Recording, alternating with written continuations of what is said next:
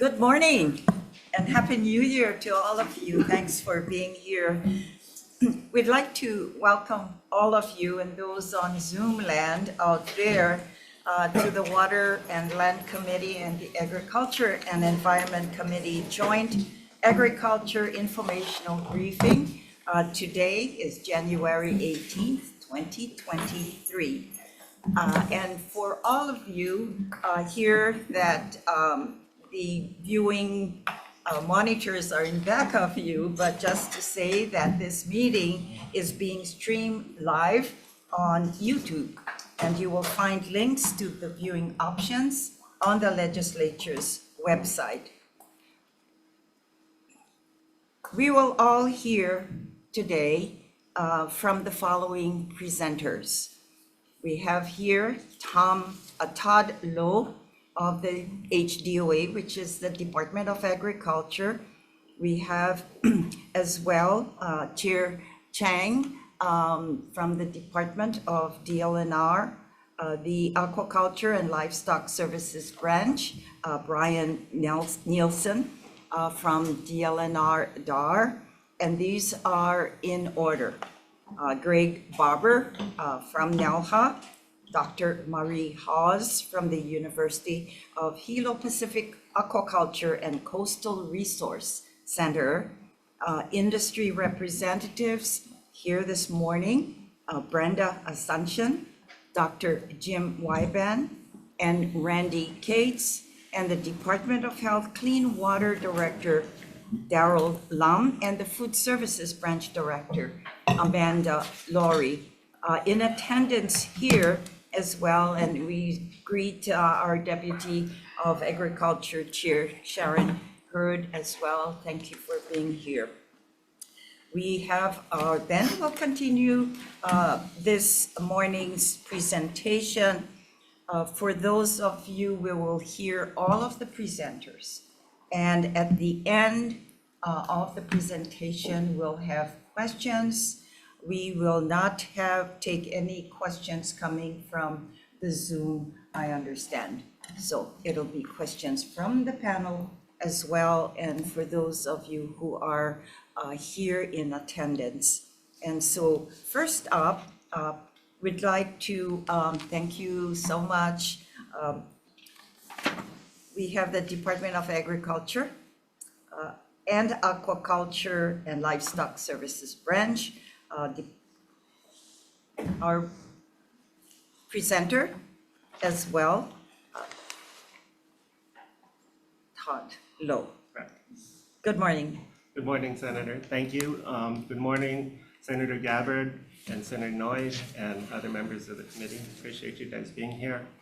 My name is Todd Lowe, and I am the manager of the Aquaculture and Livestock Support Services Branch. Also, I know you gave him a shout out, but my chair and deputy are here, Sharon Hurd and Dexter Kishida. Okay, so this is the info briefing on aquaculture development and what we are doing. The next slide, please. So to the second page, Senator, you had given us some tasks, and we're going to try to answer them. So there's three things that we want to do today. Is to identify our role in industry supporting the aquaculture industry, describing what programs we have, and then specify resources needed to move forward. Good morning.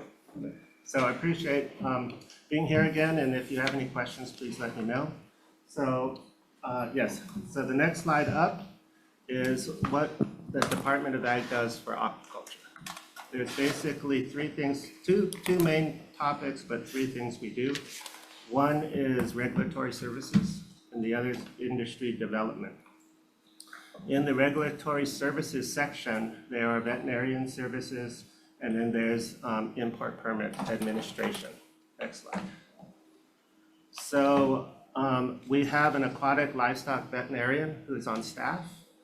And his mission, there's three parts to that, and without going through each word, it's to protect animal health, safeguard human health, and also protect the economic well-being of the industry by moving things in a expedient and business-like manner.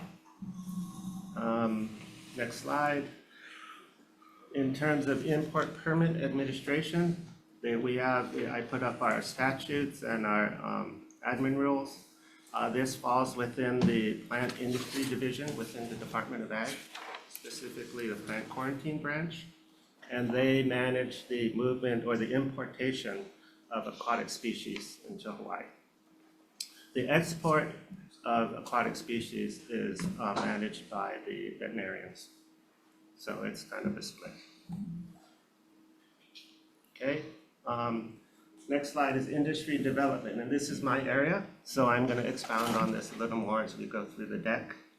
I have a typo. That's HRS is actually 141, but it's 141-51 in aquaculture, and it establishes the aquaculture development program. And here we are doing things to develop and expand the industry. So really quickly, we monitor and support actions taken on all different levels, the Fed, the state, and the counties, and also the private sector. We try to provide accurate information, what's going on with the industry, and then we coordinate development projects. Next slide. So we're referred to as ADP, but also as ALSS, and there's a reason for that. Next slide. ADP is more of a fiscal type of denomination. There's an account in the system. It is for Aquaculture Development Program. Organizationally, we've been placed within the Animal Industry Division. So to better match those responsibilities, we are called the Aquaculture and Livestock Support Services Branch, which gives us a little bit of a wider perspective of also helping livestock services. So you can refer to us as either or. ADP pretty much is what we're talking about today. Next slide. So organizationally, there's myself as the manager. There's one veterinarian. I have an economic development specialist. And last year, the legislature gave us 4 new positions. We are in the process of the human resources action to fill them. We are actually establishing the positions now and redescribing them as aquatic livestock specialists, and then we can go toward recruitment. So in the end, we'll have 7 people. Okay, next slide. Let's just talk about one of the things that Senator asked us is what we are doing, and I want to just send a little light on why we do what we do. So there is a planning process, a strategy that we follow here in my shop. There's basically 3 sections. One is the different elements of basically agriculture development or aquaculture development is the first box. We then move toward aligning with the NOAA National Marine Fishery Services focus areas. And then down the 3rd box is our personal and tactical priority areas for the industry. And I'll go over each box really quickly. So there is a plan that we developed starting actually in 2016, and we update it as we go. So the current one is 2023 to 2033. And again, these are the 3 main sections. The first section, again, it allows connections with other program allows connections and program integration with other agriculture development activities. So the idea of applied research, communication, demonstration and tech transfer, education and training are all basic functions of ag development. So we're no different than any other agriculture sector. That's the point. So those are the main sections that we try to follow, and that would allow us to hook up to the different larger agriculture activities for development. Okay. The second box, of course, is our federal partners at NOAA, who is over aquaculture. And the 3rd one, again, is target areas that we're developing for immediate and short-term and long-term projects. So Next slide. Oh, next slide after that, sorry. So this is just, we're gonna go a little bit deeper into each box real quick. So again, if you have questions, next slide. Okay, so applied research. There's applied research, communication, demonstration and tech transfer, and education and training. Those are just pillars that we want to use to develop agriculture in general. And of course, they apply to aquaculture. So applied research, this is solving practical problems. This isn't more the academic research. This takes problems that the farmers are having, trying to solve them, and then moving that, getting solutions that they can use. Of course, communications doesn't need to be explained. Demonstration and tech transfer, that connects with applied research in some senses. And we want to show operators how that applied research can be used and how they can adopt it.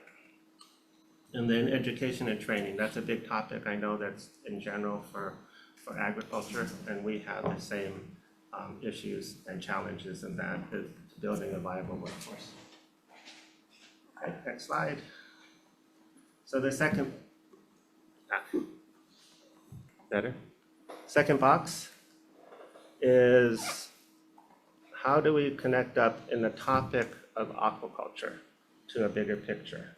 And that's working with the NOAA, which is the federal entity, National Marine Fisheries Service Focus Areas.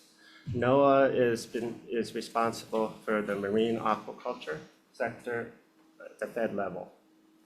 And so they have their own strategic plans. And next slide.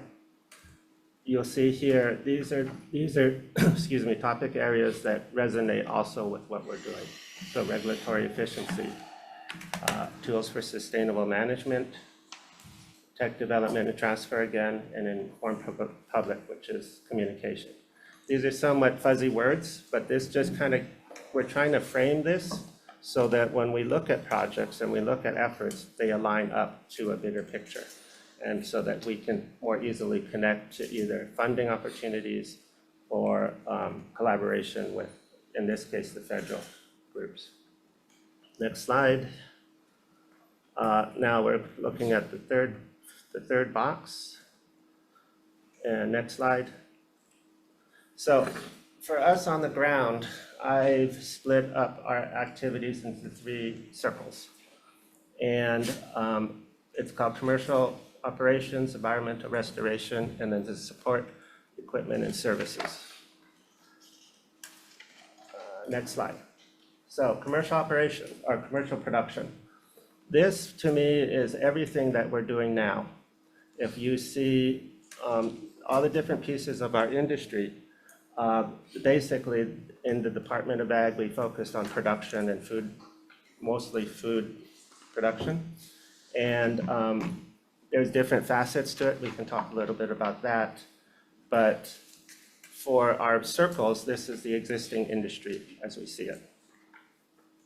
Okay, and there's a definition of what aquaculture is, but basically it's farming aquatic organisms, whether it's plants or animals. Okay? Next slide. Environmental restoration. This is a new area for aquaculture globally, and I think we should be pushing into it locally. It's a focus on seaweed, macroalgae or seaweed, bivalves, and sea cucumbers to have ecosystem services, which is addressing water quality, habitat loss, and climate pressures as the lead value of what they're doing. They also have other values underneath them, depending on what the product is, but the focus there is whether it's carbon sequestration or water quality improvement, those kinds of environmental services that aquaculture organisms can provide. Okay, so we kind of separate the two. Underneath, there are value, and we'll get to that, of the different products, but at least the initial topic is separate from just commercial activities for profit. And next slide. The third area is the equipment and services, goods and services that will support the other types of operations. In this case, it is more about innovation. And you may hear more about this in other areas and other speakers, but also, for example, we have an accelerator that's going on at NELHA.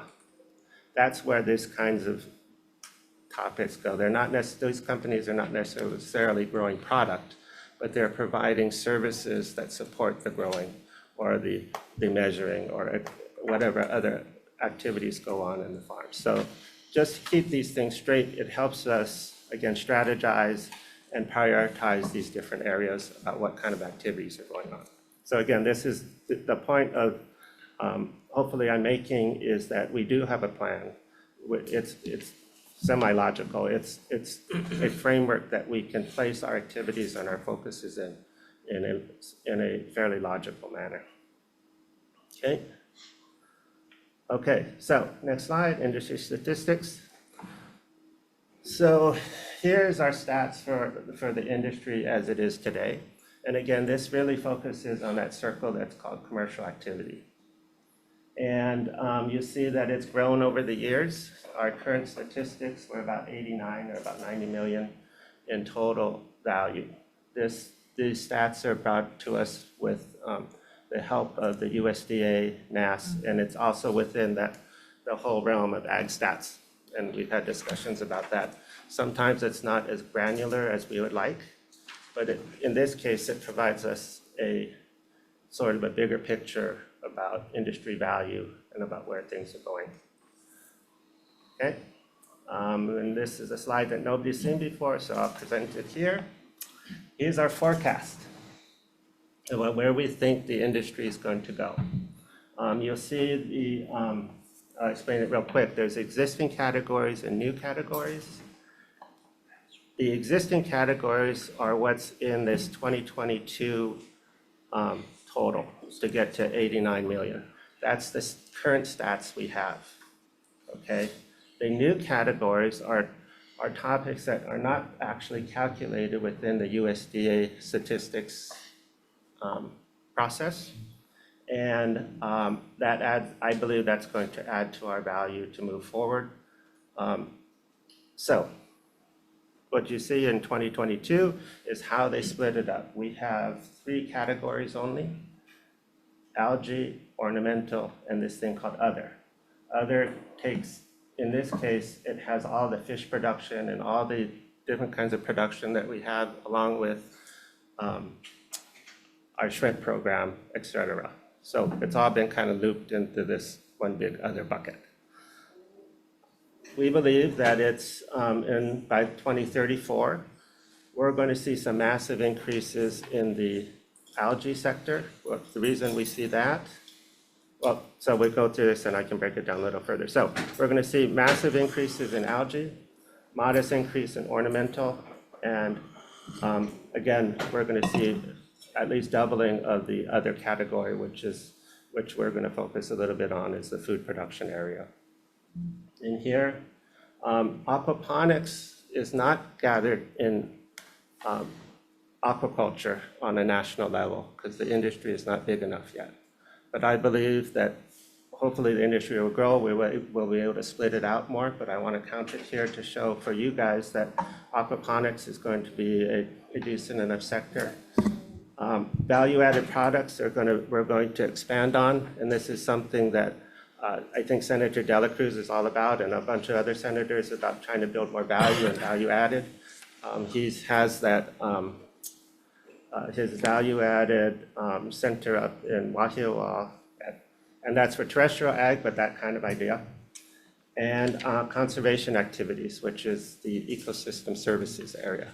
So conservatively, we're looking at a $600 million industry in 10 years, but I believe we can go past that, but I'll just lay that out here. Excuse me. Okay, so next slide. In the algae side, we see there's several startups that we're going to count on them going into full production. 2 of the startups at NELHA, they focus on reducing methane using seaweed in the cattle feed. So that's going to come online. Also, there is another microalgae company called Kunli that is in the process. They're going through their venture capital stage, and they're going to come online also. So this is a big area that we're going to see some major gains. Again, ornamentals, there's a modest increase in production. Next slide. And in other, so talking a little bit about, again, that was a catch-all for a bunch of different topics, but finfish is in one of them. We're going to see the Kampachi operation continue to expand. Tilapia will remain a growing area. Again, abalone and catfish are all in there. So that's where we're trying to meet food service demand. And I think we're also going to see an expansion of our shrimp broodstock program as global disease proliferate around and our SPF broodstock will just become more valuable as the time goes on. Okay, so new categories. Again, aquaponics is something that I want to gather. Anything that's not in the dirt, we continue, and it's grown in water, we'll say that's aquaculture, so we should get credit for it. We did some research, and modestly, we think a diversified sector should have a value-added component of at least 25% of its total value. So that's why we came out with these numbers. We can discuss a little bit more if that number is palatable or not, but these are just forecasts. And conservation activities. So that's, again, these are the restorative aquaculture opportunities for the seaweed, oysters, and sea cucumbers. And it was based on global trends and our local growing conditions. Next slide. So why would we want to focus on restorative aquaculture?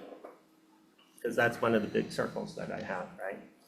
And these are the different aspects of it. Water quality, habitat provision, climate change mitigation and adaptation. And the last one is really one of the things that we can dig in a little bit more about is the massive potential for applications of different industries. So the next slide. This is some data that came out of a recent report, 2023, for the World Bank. And you will see these are all the different kinds of uses that seaweeds are being used for on a global area.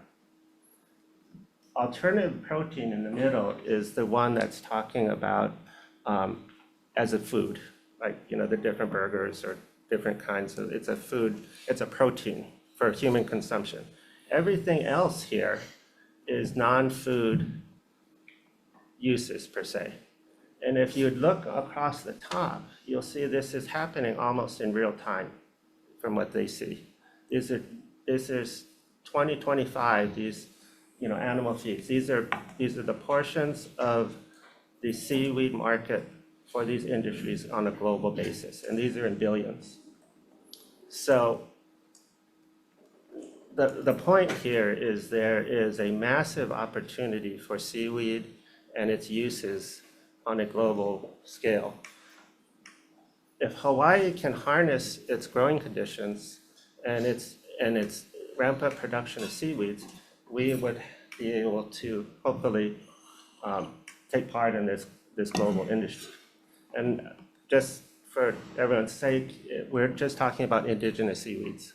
We're not here to bring in different species. It's just using these species that we have, and we have plenty. We haven't done the research, and we're currently doing that to see how we can match up with these different kinds of industries. So even in the long term, they're looking at just after 2028, which is right around the corner, right? So the industries globally, aquaculture is on fire, and this is the one of the windows into some of the data that shows that everything is moving. Okay. Oops. Next slide. So what are we doing about it, right? What is ADP doing? And here's a table that shows the different projects that we have going on from 2022, so they're fairly fresh in the 3 different sectors. Remember our circles, right? Commercial activity, environmental restoration, and the support services. Just some highlights. This year, we're waiting for a report coming back from our friends Hatch, who did that World Bank report, to improve on this current strategy and to bring in a global perspective, in this case, scenarios that can provide a little bit more validation and context to the projects that we're doing here. I think this report's going to be coming out probably next week, and then we would be scheduling a presentation that, of course, you all are invited to learn a bit more about what's in that report and what's going on. Below that, a current project with the University of Hawaii, we're doing a pilot scale black soldier fly biorefinery. Black soldier flies are everywhere. You don't need to import them. And one of their main food sources is food waste. So part of our mission is to reduce waste streams. And they're using it around the world. This is not new technology, we just need to focus on and to demonstrate it here that we can take our food waste, the black soldier flies will eat it, the larvae will grow, we can then convert it into a bio oil or a animal feed or fertilizer, right? Let's see, restorative aquaculture is a whole sector unto itself. We're moving on different projects. One last year that's coming out soon is a risk assessment for restorative aquaculture activities. And that will help us hopefully support some efforts to permit these kinds of activities. In this case, this is also not only just for commercial or structured functions, would also include our efforts and the connections with the communities for the fish ponds and the local limuhuis on restoring habitats on a local level, but still need permits, along with more robust sort of organized or commercial activities like farming. Those are separate, but they have the same basis of trying to restore habitats and to grow more seaweed. In last year, and another study will come out shortly, we're looking at 5 indigenous seaweeds for their biocompositive analysis. And that will give us information back to that slide about that hatch, all those different uses. What we're getting down to is each seaweed has different components. And of course, some are better or worse than for other different kinds of products. So what we're trying to do is set a roadmap up. So what species have the best chance to get us further down those roads for those other value-added components, right? And again, this is all indigenous. This year, we're also pushing into a project to grow seaweed in the sewage treatment effluent. We know this works. It's done other places around the world. It just has to be proven with our seaweed. And if you can imagine this, next to the sewage treatment plants, we would have seaweed production. So it would be removing phosphorus and nitrogen from the sewage treated effluent before it goes out in the ocean. So that's a plus. And also, we would grow more seaweed. So then what would we do with it? It would have to connect, this is the circle, it has to connect back to the bioproducts and the rest of the stuff, and it would be like an ATM machine. We would just it would keep going because I don't think we're going to run out of sewage. And a small project that was also started this year, I think Senator Wakai and Inoue, you were at that Thrive conference. I don't know if you remember, but there were 2 ladies from Stanford that had an idea to create a bio oil out of agriculture waste. I approached them and asked them if we could try that with our seaweed. So UH is sending the same 5 indigenous species up to them for testing. If this works, we would be very close to a almost complete product that we can use for many different uses, a bio-oil based on our seaweed that would get us closer to a biofuel. So again, all of these pieces are starting to move around sort of non-food source activities, right? And that's the challenge and the opportunity with aquaculture today. It's just not only a food product. It has to be more. It has to go wider and into these different areas. Just real quick on the third column, we digitized our permits to grow, and it's pretty complex. We won't go into that, but right now it's on the UHC grant site, so you can figure out, hopefully, a little bit more, shed a little bit light of what kind of permits you would need specifically for an open ocean cage culture, but also for land-based things too. There's a whole myriad of federal entities and state entities that are involved. Some of them are here today, so they can talk a little bit more about that. And we're also working with Dr. Maria Haas, who's going to speak later, on digitizing best practices.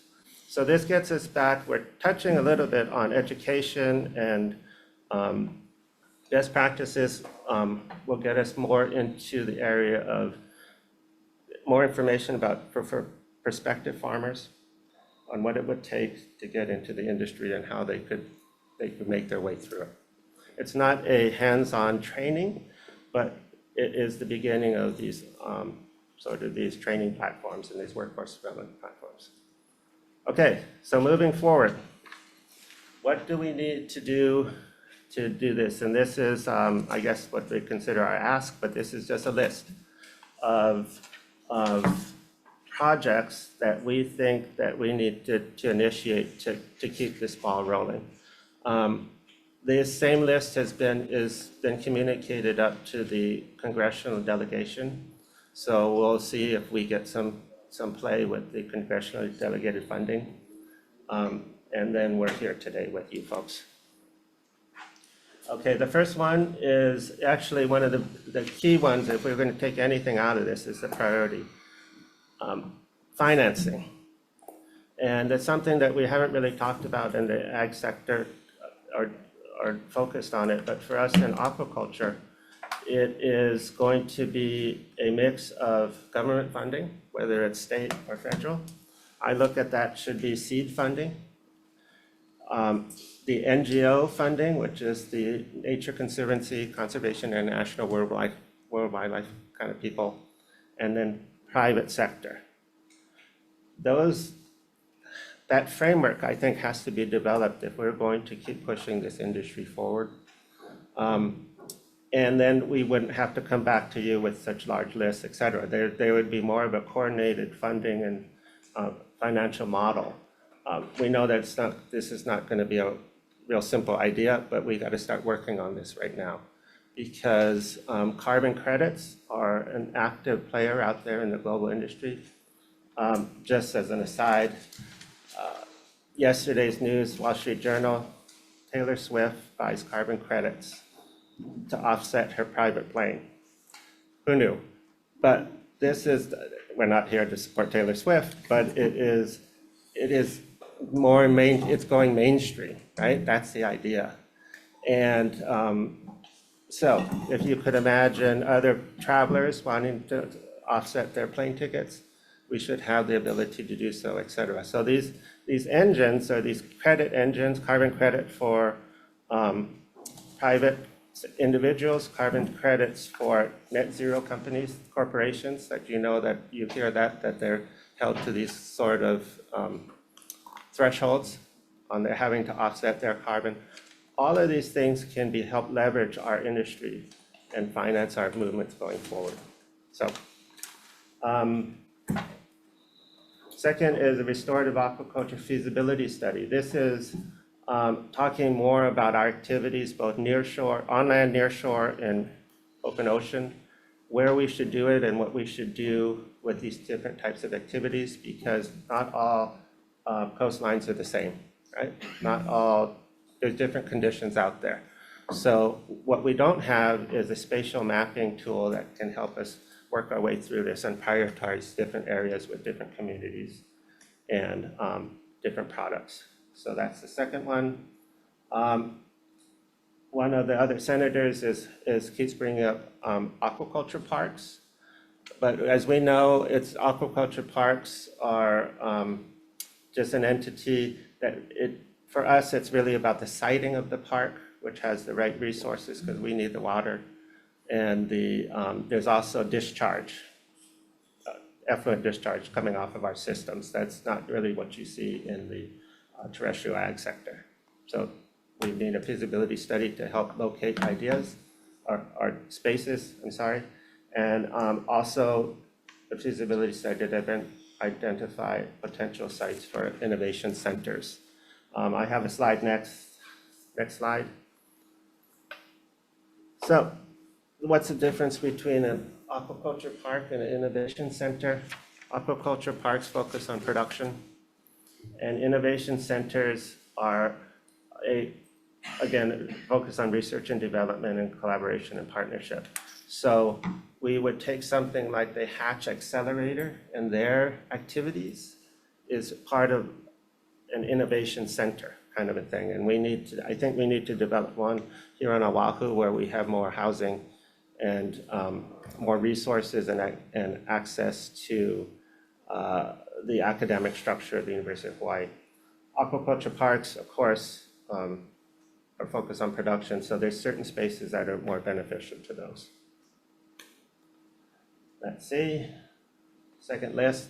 I only have one more slide after this, so bear with me. Our friends at NELHA just published an economic impact statement or an impact study about what their tenants do.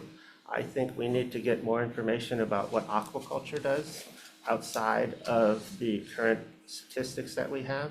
So that's what this one is about.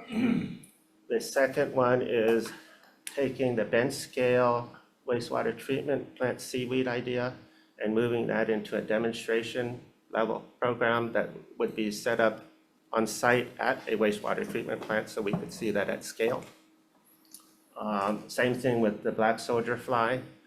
Right now it's at bench scale at the University of Hawaii, and we need to get it out into the commercial level. Again, this is all trying to get it down to the tech transfers, that somebody else will run these on a commercial level, but we want to show that it can be done and it's a viable project. Hydroponic greenhouse production. This is stretching the line a little bit for aquaculture, but again, hydroponics, I believe, and aquaponics is part of what we do.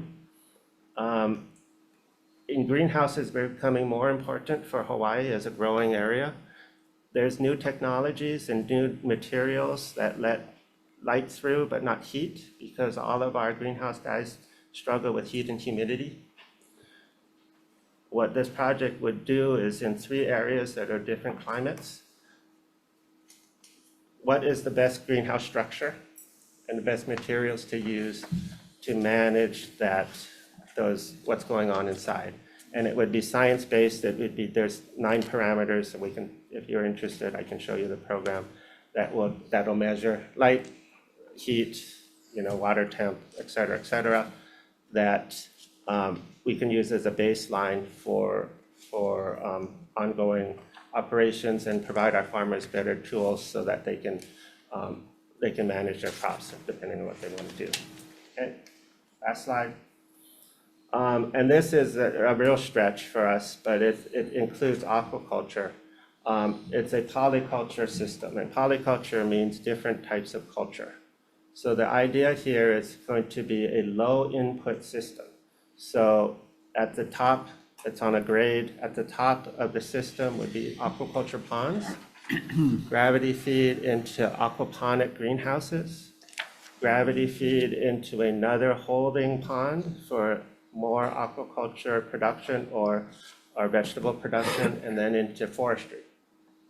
So I think the future, and this is going to get me in trouble with my bosses, is diversified agriculture on on different parts of, one TMK or different parcels of land, because it diversifies the risk for the farmer, but it does increase his knowledge of what he has to do, but it's a diversified product. So if you can imagine this, you have aquaculture going into hydroponics, going into what we just said, lotus root production. It could be anything, but these are low intensive products, and then into forestry, and that could be something like sandalwood. So we have to rethink this stuff around, for me, it's aquaculture, and that's the basis, because we're just using water as we go through. And the total is 7.1. But we ask your indulgence and if you have any sort of ideas or of comments or questions on them, I'd be happy to answer them in here or later if you want to reach out. And the last slide is my contact and my staff's contact. Thank you very much, Todd. You're welcome. And members, just to reiterate the discussions we had earlier, we're going to allow all the speakers first, and I know it's kind of like moving forward to ask the questions now. However, we have very interesting presentations. So let's continue on, and then we'll have the questions and answers at the end. Thank you so much. Thank you. We really got educated today. Yeah, sorry, it's like a fire hose. This is actually really good information for us at the outset of our session going into the legislature. Thank you so much. Okay, we'll continue then, Senator. Okay, let's move on then to the DLNR presentations. Chair, I think you would like to open up and then continue on with Brian Nielsen with Doc. Yeah. Okay. Thank you so much, Doc. Staff, did we get any more information, extra materials of Todd's presentation? No, okay. And for those of you here, if you want more copies later, we'll try to get them available and send it to all of you. Otherwise, our staff can send you their slide presentation and let the staff know. Thank you so much. Aloha. DLNR is now doing their presentation. So, aloha mai kako, Don Chang, Chair of the Board of Land and Natural Resources. Thank you very much, Chair Inouye and Chair Gabbard, and members of the committee for the opportunity to present DLNR's aquaculture informational briefing on current aquaculture projects and permitting process. Before I permit, Brian is going to do the presentation. I'd also like to introduce Ryan Kanaka-Ole. He's the governor's nominee for First Deputy. Also with us today, besides Brian Nielsen from the Division of Aquatic Resources, we have David Sakota, Ryan Okano, and David Cohen. We have Michael Kane. Michael Kane is with our Office of Conservation and Coastal Lands, and Kevin Moore, who's with Land Division. And they all have kuleana over aquaculture, so we wanted to have them all present to ask any questions. So with that being said, I know your time is short. We'll have Brian is going to do the presentation. thank you, Chair. Thank you. Aloha, thank you, Brian. Okay, aloha. Mahalo for the opportunity today. There's consistently been bills introduced related to aquaculture, but it's hard to have this holistic conversation in a committee hearing. So it's great, and we've got a great panel of speakers today that I think will all come out much more educated. So we'll get right into Department of Land and Natural Resources, kuleana in terms of aquaculture. You can turn to the next slide. So our main role in aquaculture is kind of three-pronged stock enhancement. So that's focused on increasing sport fishing opportunities. We also have restorative aquaculture. So that's using aquaculture techniques to restore a particular habitat or species. And then I'll also be talking about DLNR's regulatory role. And there's a lot of synergy and overlap with what Todd presented in terms of Department of Ag, but I think our goals, our priorities, and just the sheer scale is a little bit different. Department of Land and Natural Resources has two main facilities currently. We have our facility out at Sand Island, the Nui Nui Fisheries Research Center. We've hosted many tours out there. Hopefully you've made it out there, and if not, we'd be happy to host a tour. We also have our Wailoa Fisheries Research Station in Hilo as well, and right now in partnership with NELHA and Arizona State University and Terraformations, we're getting another facility set up in Kona. Getting into stock enhancement projects, going back to the 70s, Division of Aquatic Resources has worked with moi, alua, prawns, ama, kumu, catfish, that all have kind of come and gone with various projects and research. Next slide. Our current focus now is on the koke'e rainbow trout fishery, largemouth bass, and that's in Lake Wilson or Wahiawa Reservoir, and ama production for fish ponds. Next slide. So the koke'e rainbow trout fishery, super popular fishery in Kauai. We stocked over 25,000 trout last year, and you can see 16,000 were caught, so pretty good catch per unit effort, and over 2,800 anglers came. And so this is a great family event, a good entry-level fishery for kids to catch their first fish and have a high success rate. Next slide. We also have the largemouth bass partnership with Wahiawa Middle School. So they actually run a small hatchery and produce largemouth bass for Lake Wilson to also support that public fishing area. Next slide. And then through an appropriation through the legislature, I think 2 years ago, around $300,000 were appropriated to support ama pua production for fish ponds. We ended up using those funds to invest in capacity building. And so that was kind of twofold. Some of the funds went to Oceanic Institute. They're the ones with the technical expertise in raising ama or striped mullet. And so they worked with Waianae High School in terms of a workforce development kind of project with the high school to have the students learn how to raise the ama, and that's a project that we hope to continue into the future. Next slide. So now getting into the restorative aquaculture projects, and right now we kind of have three main focuses: the sea urchin hatchery, limu production, and our coral nursery. Next slide.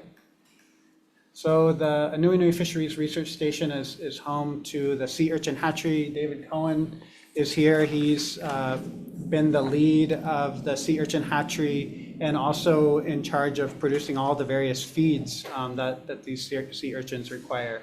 Next slide. So the sea urchins are raised as a native biocontrol. So they graze native invasive algae. So David and his team raise these sea urchins. A team of divers take them out to Kaneohe Bay, put them on the reef where this invasive seaweed is smothering and killing coral. The native urchins graze on that algae and then allow the coral to grow and keep the algae from spreading. And so that's been piloted in Maunalua Bay and also Waikiki. And last year marked the 1 millionth urchin that they've outplanted since 2011. So Dave's done tremendous work with this project. Next slide. We also support limu restoration, and this is very much a community-led project, partnership with KUA and other community members to raise native lemus that can be used to restore lemus where they've been depleted. It's also an important habitat for our reef ecosystems. Next slide. And then the coral nursery. So we will rescue corals from harbor construction projects, from ship grounding sites where coral's damaged. We take it into our nursery, we fragment it, we fast grow it, and then we put it back out onto the reef as a bigger coral colony. Mainly, this project has been a partnership with DOT harbors. for their construction projects, anytime they're having to construct anything that's going to damage or impact corals, their federal permits require them to mitigate or offset that loss. So they work with us to grow the coral to offset the coral loss through those projects. So it's been a really good partnership. And also looking at a project to expand this onto the Kona coast as well. Next slide. And then we also do a little bit of aquatic plant aquaculture as well, and you know, developing native plants that can replace invasive mangroves, California grass, so those things don't just come back in after they're removed. Next slide. So lots of opportunities in this sector.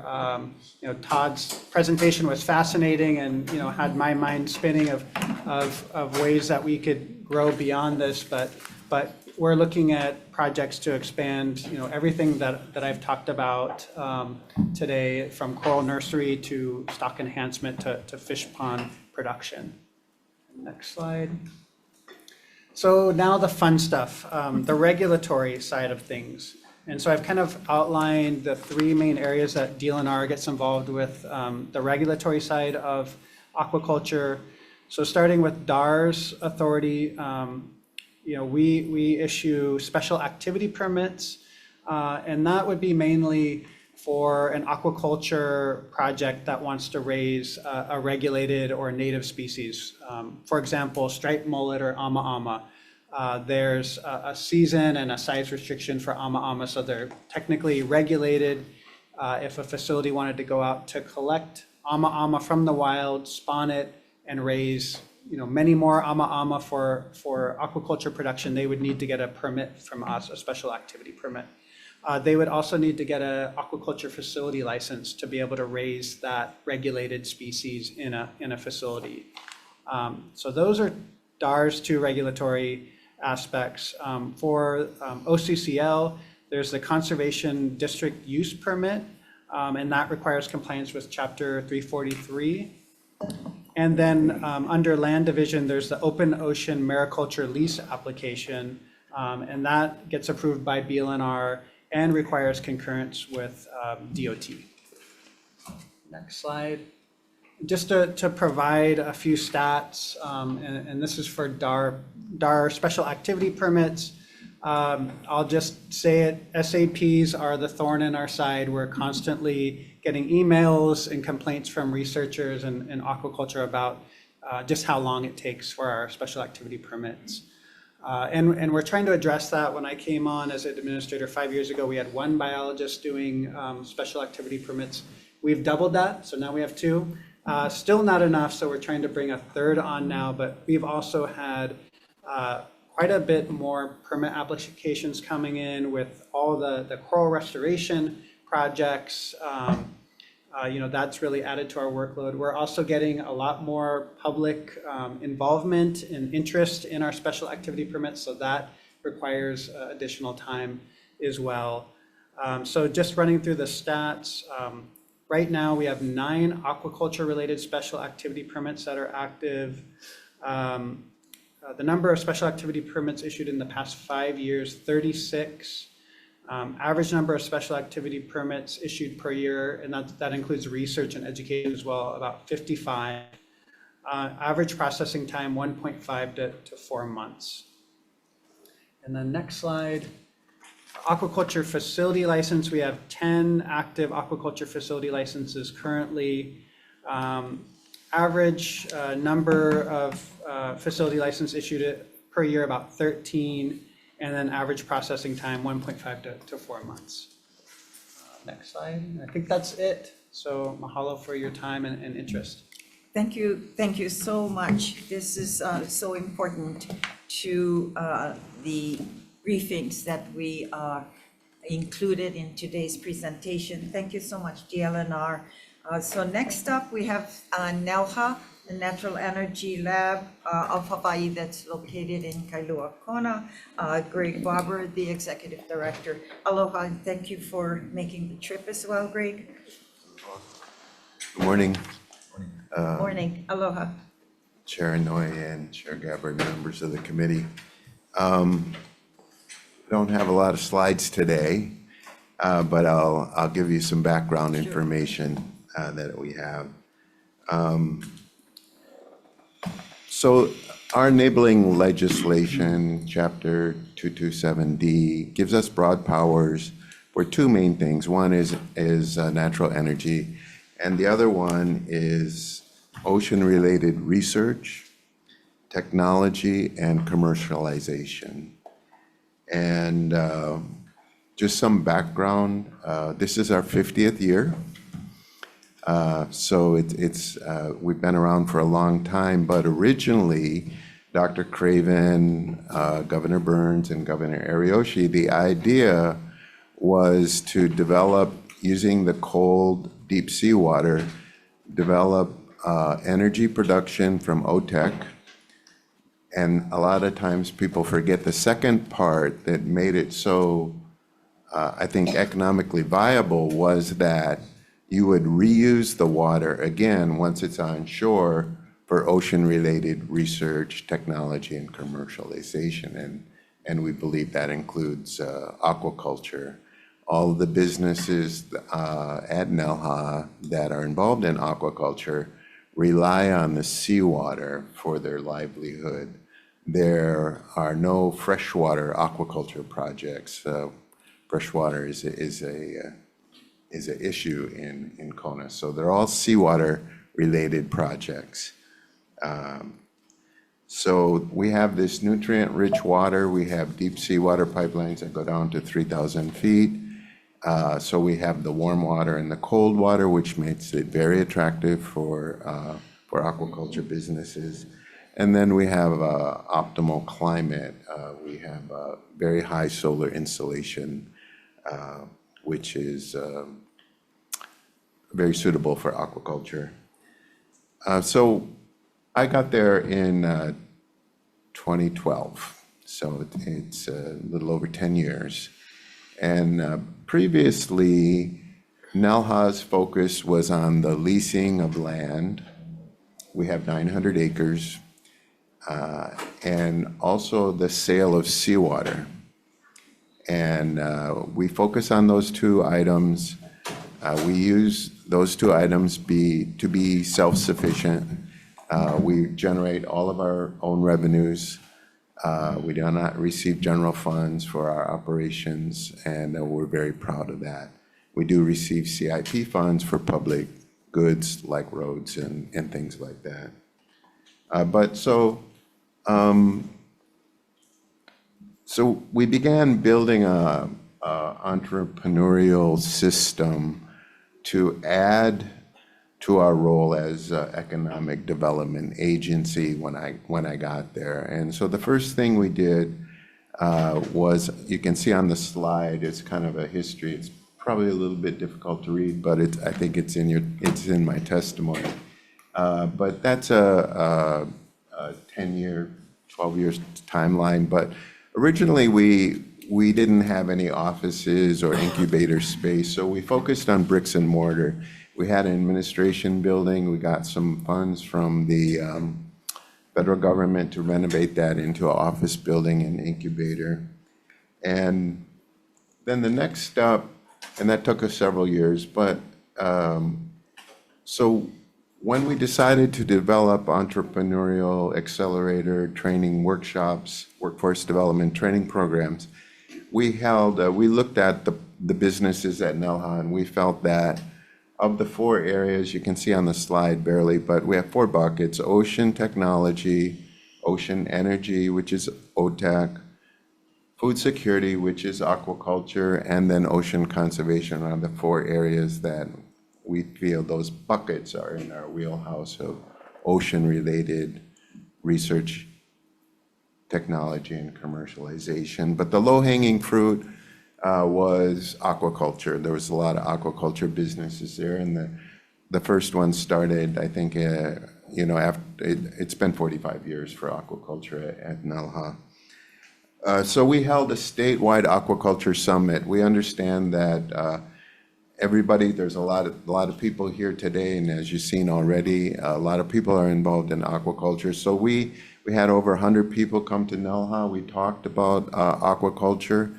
And I think one of the main conclusions from that, there were legislators, there were government agencies, state, federal, county, there were private businesses. But one of the main conclusions was that in terms of roles, the UH would continue to focus on research. That was a general conclusion. They have one of the best research programs in marine sciences in the world. And Department of Agriculture's main role was to grow food for Hawaii's people. And NELHA's role was to focus on technology and innovation because we're part of DBED and growing technology and innovation to help the businesses in Hawaii to grow their business.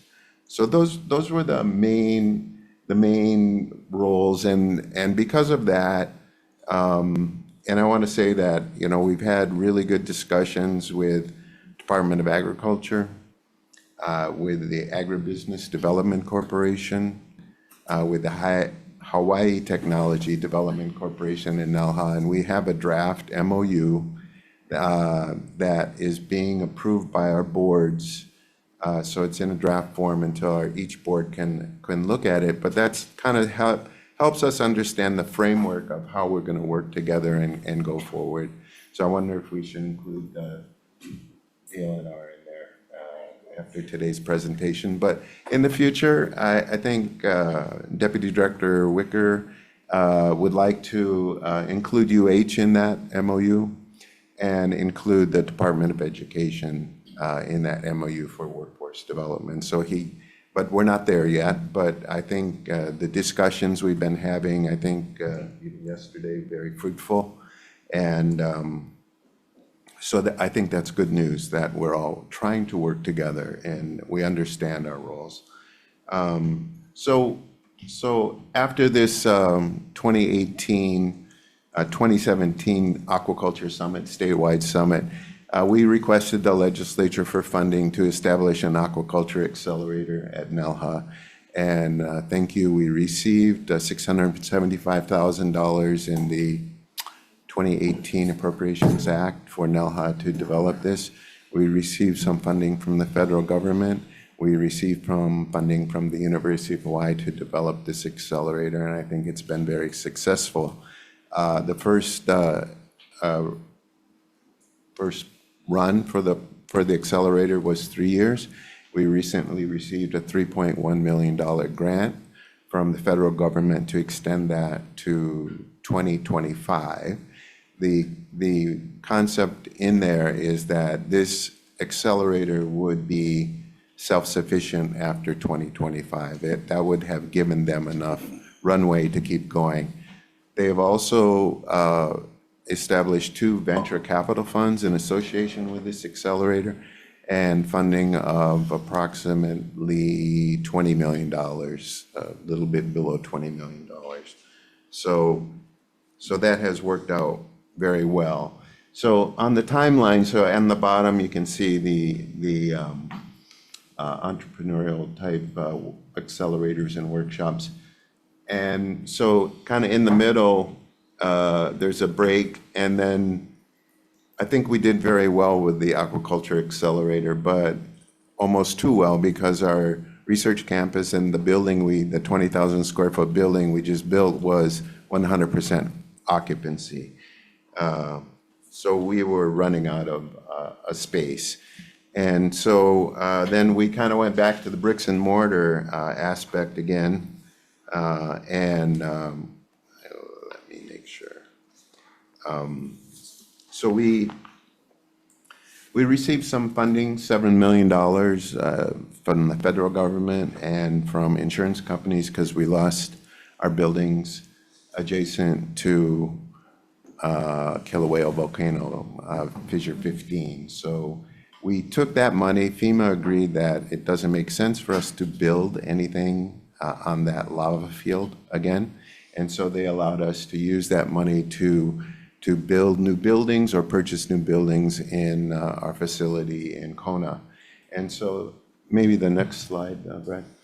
So this is kind of the bricks and mortar part of what we've been doing. On the top left, you can see Haleako. That was a administration building, a warehouse, a garage. With the federal money, we turned that into a 20,000 square feet accelerator. That's the first one we did, and that's full. That was full. Then on the right-hand side, we used the federal money to purchase a 30,000 square foot building, which was previously a water bottle desalination company. And we purchased that for about $5 million. So we were able to fast track our ability to have more space, because if we would have built a building, it would probably have taken 3 years or more. So we purchased that building. We have approval and concept for 2 lessees right now for 100% of that building, and they're energy related.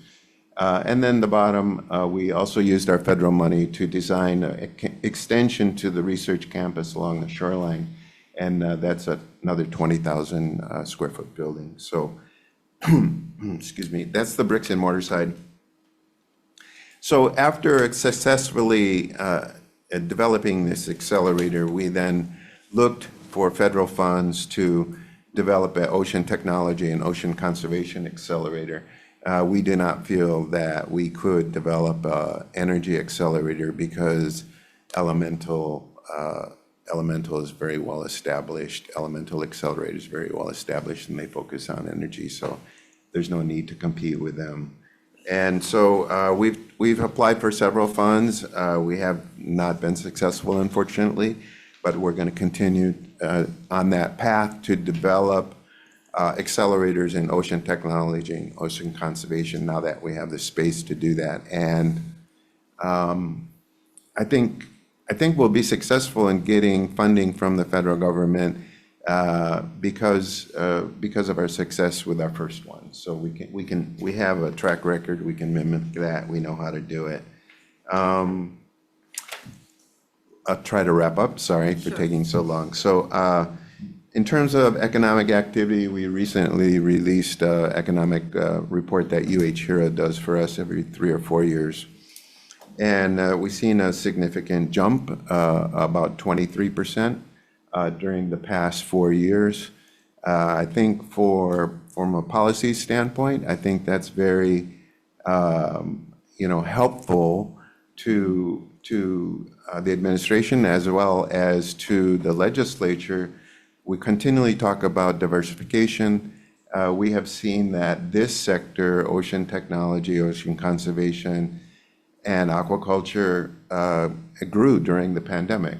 When the rest of the economy was shrinking, we've seen a 23% jump in real terms. That's adjusted for inflation. So without adjusting for inflation, it was almost 40% economic impact increase. So when we look for those sectors that maybe are resilient to the pandemic and times of economic uncertainty, I think these areas that we're focusing on, I think are something that we could seriously look at. I think it would be very helpful. Media reports show that the businesses associated with the NELHA have received over $200 million in venture funds over the last several years. Not all of that money will be spent in Kona or in Hawaii, I can guarantee that. But those companies have been very successful in securing venture funding. This sector that we're talking about today is becoming more attractive to venture capitalists, and we're seeing growth, and we're seeing a real need for food security globally. So it makes sense for Hawaii to look at this. We have a comparative advantage. I think Todd's numbers were interesting on his projections, and projections are always difficult when you're talking about the future. But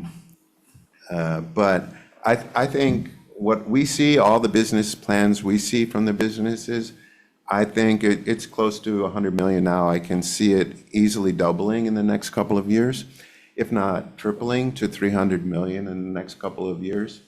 And I think we could easily reach Todd's projections over the next 10 years. I think his numbers are conservative.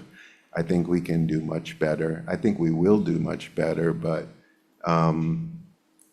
I think it's a good thing. In terms of, I know you want some statistics for NELHA. So looking at NELHA, about 40% of the businesses are aquaculture related.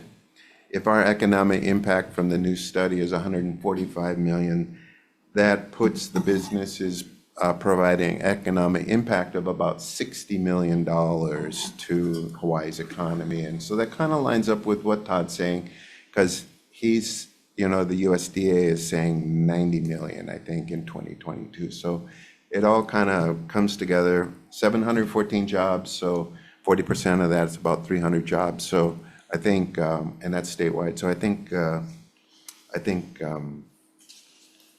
we're doing well. Thank you. Thank you Thanks, very Greg. much. That was NELHA's presentation. Oh, wait, can I just click that before he leaves? Yes. Sorry, Chair, is that possible? Yeah, we're going to continue Okay. on with the presentations because we certainly want to ensure that we complete all the presentations before session as well. Next up, we have, and we're happy to have Dr. Maria Hawes, and she's the director of the UH Hilo Pacific Aquaculture and Coastal Resource Center. And thanks to Dr. Hawes as well. Aloha, good morning. Can you hear me? And Dr. Hawes is on Zoom right now with the presentation. Thank you. Okay, thank you so much. I wanted to thank the committee, but also the agencies for being present for this very important topic. And I appreciate the opportunity to appear here today. I'm going to be talking about the Pacific Aquaculture and Coastal Resources Center, which is based at the University of Hawaii. We are based in the Keaukaha neighborhood. We are also the UH Center for Excellence for Sustainable Aquaculture. So I serve as a professor of aquaculture. I'm going to be talking about my work and that of some of my colleagues at UH Hilo and throughout the state. Next slide, please. So just a really short history. This concept came up in the late 90s to turn the wastewater treatment plant in Hilo into an aquaculture center. I think this is really relevant since there's a lot of interest in doing this kind of work these days and creating more aquaculture parks. I would strongly urge everybody to look at our history because we've learned the hard way about how to establish these sort of aquaculture parks based at wastewater treatment plants. 18 different departments and over $60 million was invested in PACRAC. Next, please. Okay, so I just wanted to point out we are directly located on Hilo Bay, just outside of the breakwater area. Most of our facilities are for training and education, but also extension. And you can see we have a number of hatcheries and we have nursery areas. What we do not have is grow out. I also want to point out that one of the major problems we had when we formed PACRAC was that because we are in the SMA area, we were not allowed to have a pipeline to bring in seawater. We had to drill 2 very expensive, very deep seawater wells, and we use that water to operate. So those seawater water wells are very important to take into consideration when talking about aquaculture parks. They're very beneficial, but also ordinary people or small businesses find it almost impossible to obtain seawater in our state. So again, I think that's a major impediment. We cannot have mom and pop or community-based systems if we cannot take seawater. Next slide, please. We also have an associated marine lab in Micronesia, and I just wanted to point that out because we do serve our Micronesian constituents here in Hawaii and overseas. Next, please. And we are staffed by a number of faculty at UH Hilo, as well as 15 aquaculture professionals that are located throughout the state. We also have a workforce training program. We usually employ 20 to 30 student research assistants a year. Most of them receive 1 to 2 years of hands-on experience directly through our facilities there. Next, please. Okay, so our program is the largest within the UH system. It's probably one of the largest within the whole Pacific region. We focus on all species groups ranging from marine fish, freshwater fish, shellfish, microalgae, seaweed, sea cucumbers, just about anything. We've either cultured it or we're trying to culture it. And you can see on the right, these are sort of our general focus areas in term-wide and region-wide extension assistance. We also work very closely with the practitioners of the local IA. A lot of our work was specifically designed to answer their expressed needs in terms of systems, methods, and organisms to provide to the local IA. Next, please. Okay, so academics, obviously this is very important. We are the only four-year academic program in aquaculture in the UH system. I think there's a clear need to have a broader scope of work for aquaculture education within the UH system, including reaching down to the community colleges. In fact, I would say the community colleges are probably outstripping the 4 years in terms of their interest and dedication to aquaculture, but we do really need some resources to build that very solid pipeline from everything from the K through 12 level, because as you've seen from some of the previous presentations, there's a great interest among high schools in doing aquaculture. We need to create that pipeline to get them into the 4 years and further into the graduate programs. Next, please. So one of our big areas is developing native species in general, but we're particularly looking at developing native species for food fish. So right now we are spawning a hole. We're working with moi. One thing I should point out is that Dr. Chad Callan, some of you may know him for his successes in working on moi, mullet, and the yellow tang, is now working for Hilo. So one of the things we're running into is, even though we can produce a considerable number of these food fish and we can provide them, we have very few takers because of other inhibitory factors that affect the local IA, but also affect the ability of individuals or groups to establish grow out areas, whether those grow out areas are farms on the land or whether those areas are in marine areas. This is a real problem. We have a sufficient number of hatch. We can't get takers for our pua and our shellfish seed because there's a lack of grow out areas. Next, please. We're also working with marine ornamental fish. We do have a well-funded, philanthropically funded marine ornamental fish program.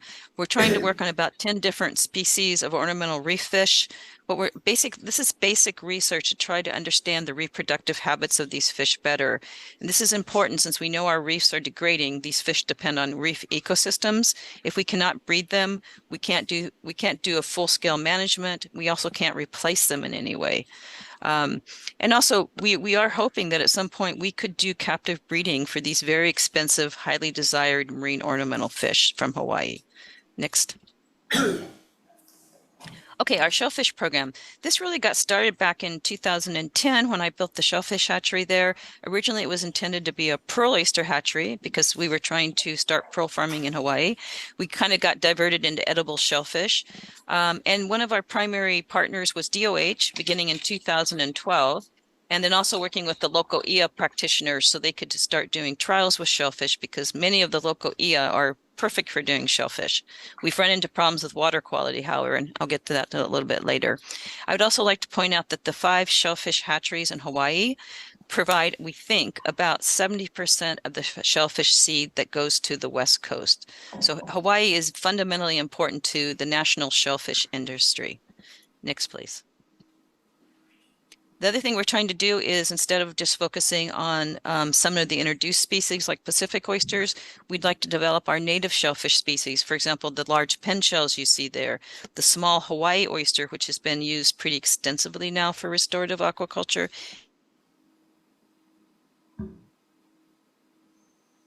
And of course, pearls. Why are we not something like around $200 million a year in revenue from the Tahitian Islands? Why are we not doing that in Hawaii? The fundamental answer to that is not biology, it's not hatcheries, it's lack of grow areas, mainly due to inhibitory effects of permitting and regulation. Next, please. We also, as I mentioned before, we do have an aquaculture workforce training program. We've had this for close to 20 years now. I'm just completing a survey of our graduates, and what it looks like is about 60% stay in STEM fields, and most of the rest of them either stay in government services or education related to some STEM field. It's been highly successful. We've found that instead of going in as entry-level interns, many of these people now can step directly into managerial positions. And we do have our graduates in probably most of the major aquaculture farms in Hawaii and the West Coast. Next, please. Macroalgae. This is the work of Dr. Carla McDermott, who's a professor in our marine science department. She is now has about 5 species, native species of seaweed under cultivation in tanks. We're continuing our R&D. We're also providing training. We'd like to see these species also cultured in the local EA. And again, seaweed is one of these great candidates, as Mr. Lowe pointed out, to grow all around the state in open water, both for commercial and restorative species. But again, there are certain biological issues that we're working on. But again, regulatory issues. If you wanted to start a small scale seaweed farm on the coast of Hawaii, it's almost impossible to do. Next, please. And sea cucumbers, again, another great example of a very high value species that requires some R&D. We think this would be great for many of the local EA. But again, if you wanted to have a sea cucumber farm outside of a local EA, you're probably not going to be able to do it without investing a considerable amount of time, possibly up to 2 years, and a good amount of money in it. Next, please.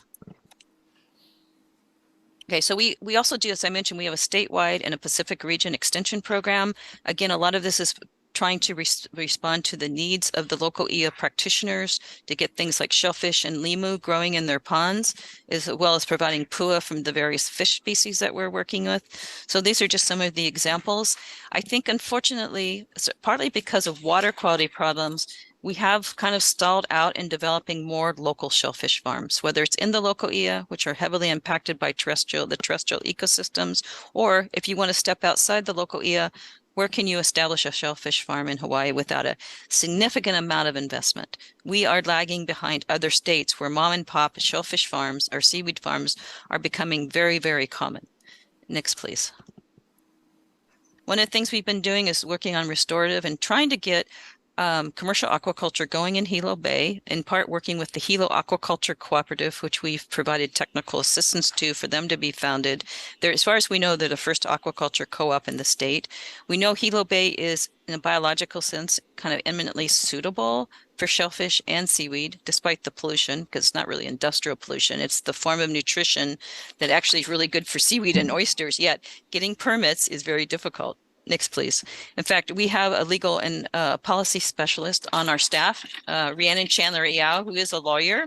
She's been trying to help us get permits to have a larger scale system in Hilo Bay just to trial shellfish and limu.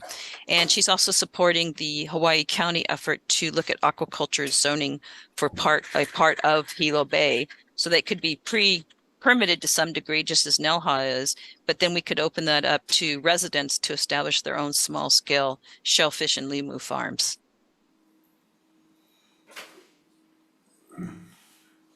Next, please. Sorry, could I have the next slide, please? Okay, so a long list of obstacles to aquaculture. I think my basic message here is that in terms of R&D, our state is way out ahead of almost any other state. In terms of actually developing places where we can grow these things out for local food consumption and job creation, we have a number of impediments. So just based on my close to 25 years of experience in Hawaii, I just wanted to make a couple of suggestions. One of that is that I think a lot of this is actually ongoing, but we need to really increase the ease of getting a grow at site, whether it's land or aquatic, and particularly easing the permitting. Now, one of the ways to do that fairly quickly would be to actually enable leases for the state-controlled local EA. There's a lot of local EA sitting around with, they have tremendous cultural importance and ecological importance. If you wanted to do aquaculture, very difficult to get a lease in the state ponds. The other thing is, similar to what happened with OCCL and KUA back in 2012, where the permitting process was streamlined for the local EA, we need to do something like that for other for nearshore areas. Again, if you step outside the boundaries of the local EA, it's going to be almost impossible to get a small scale aquaculture farm going. Maybe the big companies can do that, and they have done that. I'm not saying there's anything wrong with that, but why could not a mom and pop shellfish farm exist in Hawaii? And my suggestion would be, again, to kind of follow that pattern that OCCL and KUA followed and establish a tiered system for permitting outside the local EA. Next, please. Also, again, one of the banes of my life, and I say this with total respect to the agencies that have the regulatory roles. I work closely with many of them. I know the individuals, they're very dedicated and hardworking, but typically it can take 1 year to 2 years to get some of the permits we need, including renewals, just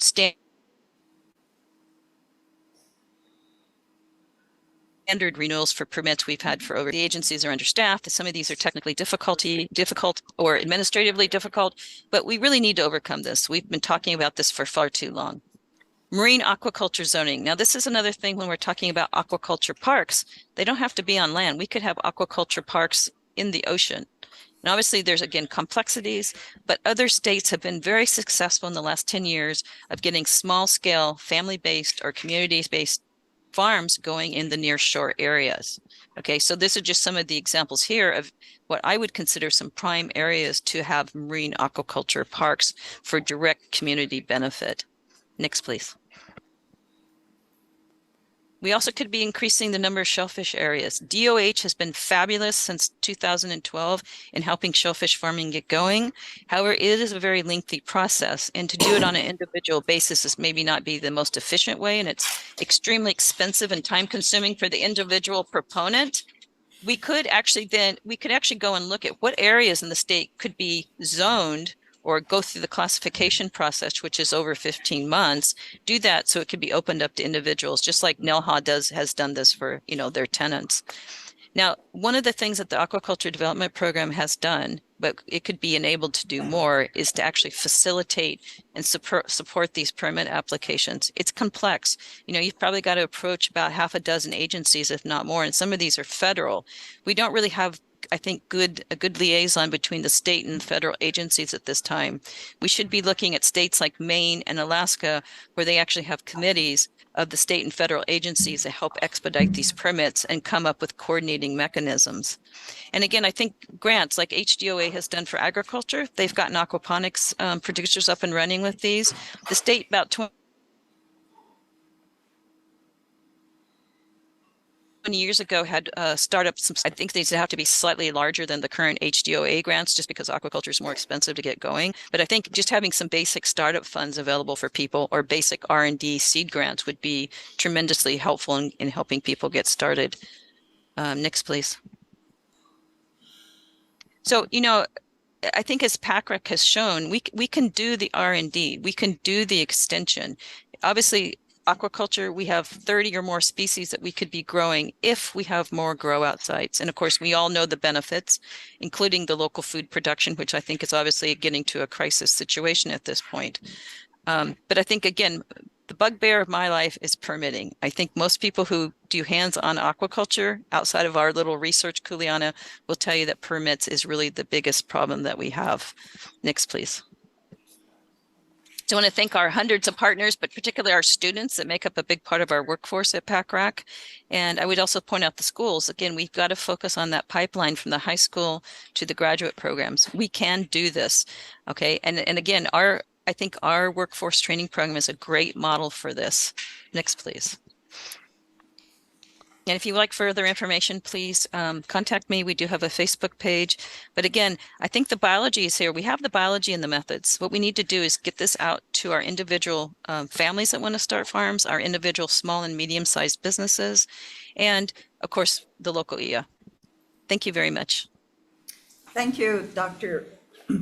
It's rather interesting. We'll be moving on to our last three presenters. But I do want to add, Dr. Haas, if you're still around, I will be introducing, it's already in the pipeline as well.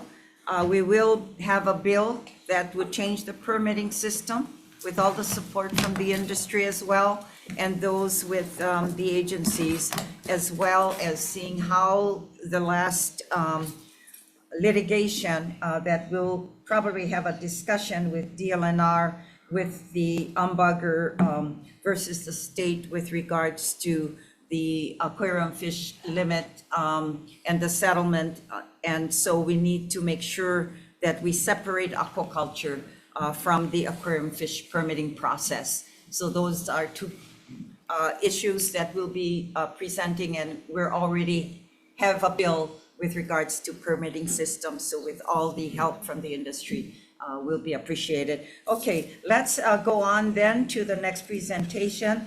And this is from Brenda Sanchin with Hui Malama Loko Ia, the coordinator for Kuaina Ulu Aumo. Aloha. Yeah, mahalo. And this is with regards to the historical significance and the current state of the fish ponds in Hawaii. Aloha and Yeah. mahalo for being here. Mahalo, Chair Inouye, Vice Chair Elefante, mahalo, Chair Gabbard, and Vice Chair Richards. Thanks for the chance to share more perspectives about Hawaii's aquaculture. My name is Brenda Ascension. I work for a nonprofit called Kua'aina Ulu Awamo. It means grassroots growing through shared responsibility. Our acronym KUA means backbone, so we serve as a backbone organization for various community networks. And like you said, I'm lucky to serve a network of lokoi'a stewards and organizations. KUA participates in the Hawaii Aquaculture Collaborative. And so after me is going to be Jim, and we're sharing from that diverse group of aquaculture. So yeah, I wanted to center us here at the pico, really, of aquaculture and mariculture for Hawaii.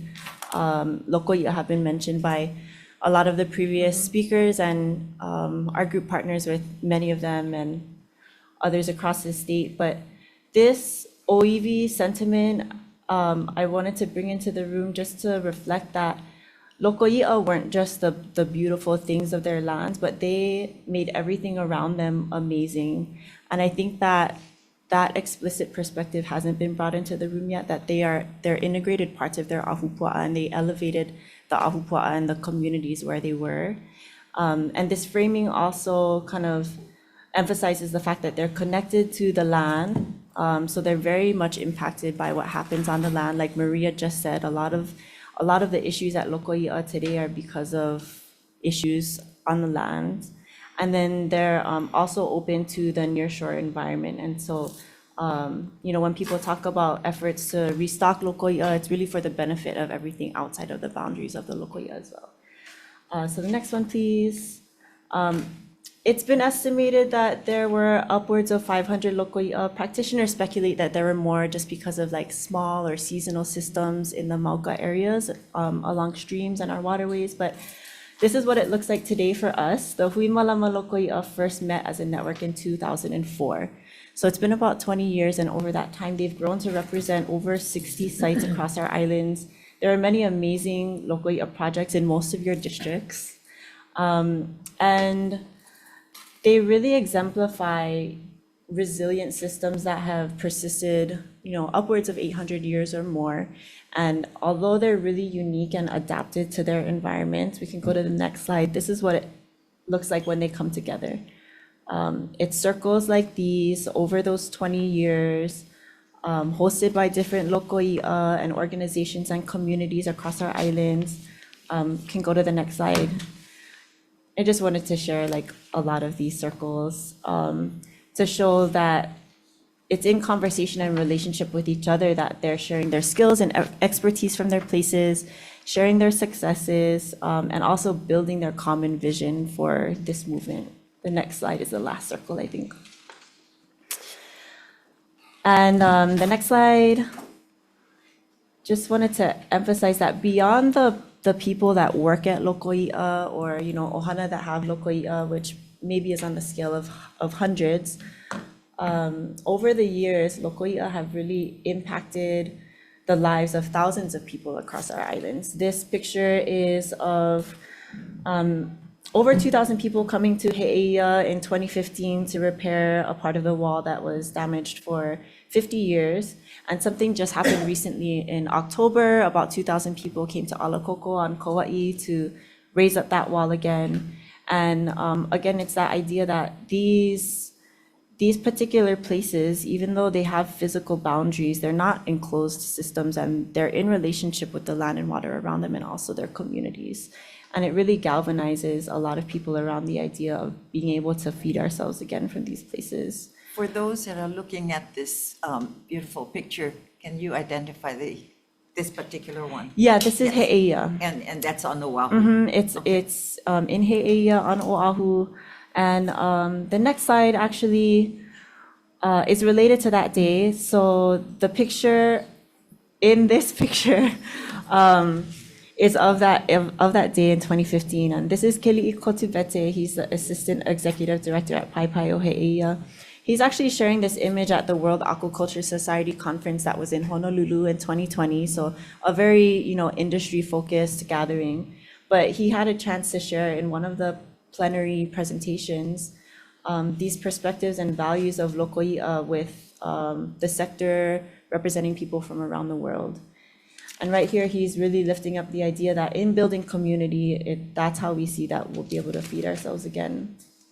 And it's these kinds of values and ideas of relationship with land and water that can inform the aquaculture sector around the world, but really should be important for companies that operate in Hawaii. Reminding us to malama the things that are going into aquaculture operations and really being in relationship with communities around those operations as well. And I'm trying to think of the last thing I wanted to say about this one. At the end, I'm going to pass it to Jim to continue along the thread of kind of like the history of place-based innovation and technology that really is sourced at Lokoi'a. But at the end, if there's time, there are a few examples of specific ways that you and your colleagues can support Lokoi'a in this particular session. But I wanted to just, emphasize all of us creatively thinking about these places as food infrastructure that benefits everyone in Hawaii. And so how can we use our public resources to pour our investments and energy into these places so that we're not just thinking about how many pounds and like how much revenue is coming out of Lokoi'a, but bringing them back to a place where they're overflowing with abundance so that they're impacting the nearshore fisheries and, feeding us from that abundance. So thank you for the time. Okay. Thank you so much. Let's hear then from Dr. Wyman. Thank you so much, and he's with the Hawaii Aquaculture Collaborative on the state of aquaculture in Hawaii. Mahalo. Thank you, Senator. Thank you, Senators, for letting me speak to you today. This is a pretty interesting situation. I come to you as a commercial aquaculturist representing Hawaii Aquaculture Collaborative, which is a formed group that consists of industry members with the intention of growing our industry. And so our perspective that we're going to bring to you today is more about economic development potential of aquaculture. Certainly, the fish pond story in Hawaii has tremendous history, is quite compelling, and gives us a tremendous foundation platform on which to build the modern industry. And that's what I'm going to talk to you about today, is our modern industry. Aquaculture is the fastest growing sector in agriculture on a global basis. It's exploding everywhere, and Hawaii is no different. Our aquaculture industry is actually doing quite well. Of course, as Brenda just explained, the fish pond story is really unique to Hawaii. There's no place else that has these types of fish ponds going back hundreds of years, and it really creates a fantastic foundation on which we can go forward and build a commercial industry. Our modern aquaculture industry, primarily centered at NELHA in Kona, but represented on all the islands, is a great example of innovation. The farms have to use innovation to be successful. In terms of economic development, they're place-based, which means when you start a company and start building a facility for aquaculture, you're not going to leave. You're staying there. And this is a problem that we've seen in other initiatives by the state trying to fund economic development with the idea of 80 by 80 and put all this money into digital technology companies and startups. And I think the experience has been, they get started, it's exciting, we throw some money at them, and then as soon as they get traction, boom, head to California, because that's where it's happening. The money, the talent, the market. Whereas aquaculture, you start a company here and you start building that company, you're not moving. You're tied into that facility. And so it's place-based economic development. And I think that's really important to keep in mind as we go forward and try to think about how to create jobs. I think the digital realm is going to be elusive. And when people have good success in that, they're going to leave because the big story is up in California. But aquaculture is a successful economic development story, and it's also a key element in our food security. And as we learned during COVID, food security in Hawaii is a super important issue. And we need to be thinking of aquaculture as one component of the solution to that food security situation. You know, in my business, I travel around the world. I've gone to conferences all over Asia and Europe, and Hawaii is famous in aquaculture worldwide. I don't think people in Hawaii know really how important Hawaii is to the rest of the world in aquaculture. The world looks to Hawaii as a leader, and it's both because of the fish pond tradition, but also some of the initiatives that have occurred here. For example, our breeding and development of SPF shrimp broodstock technology.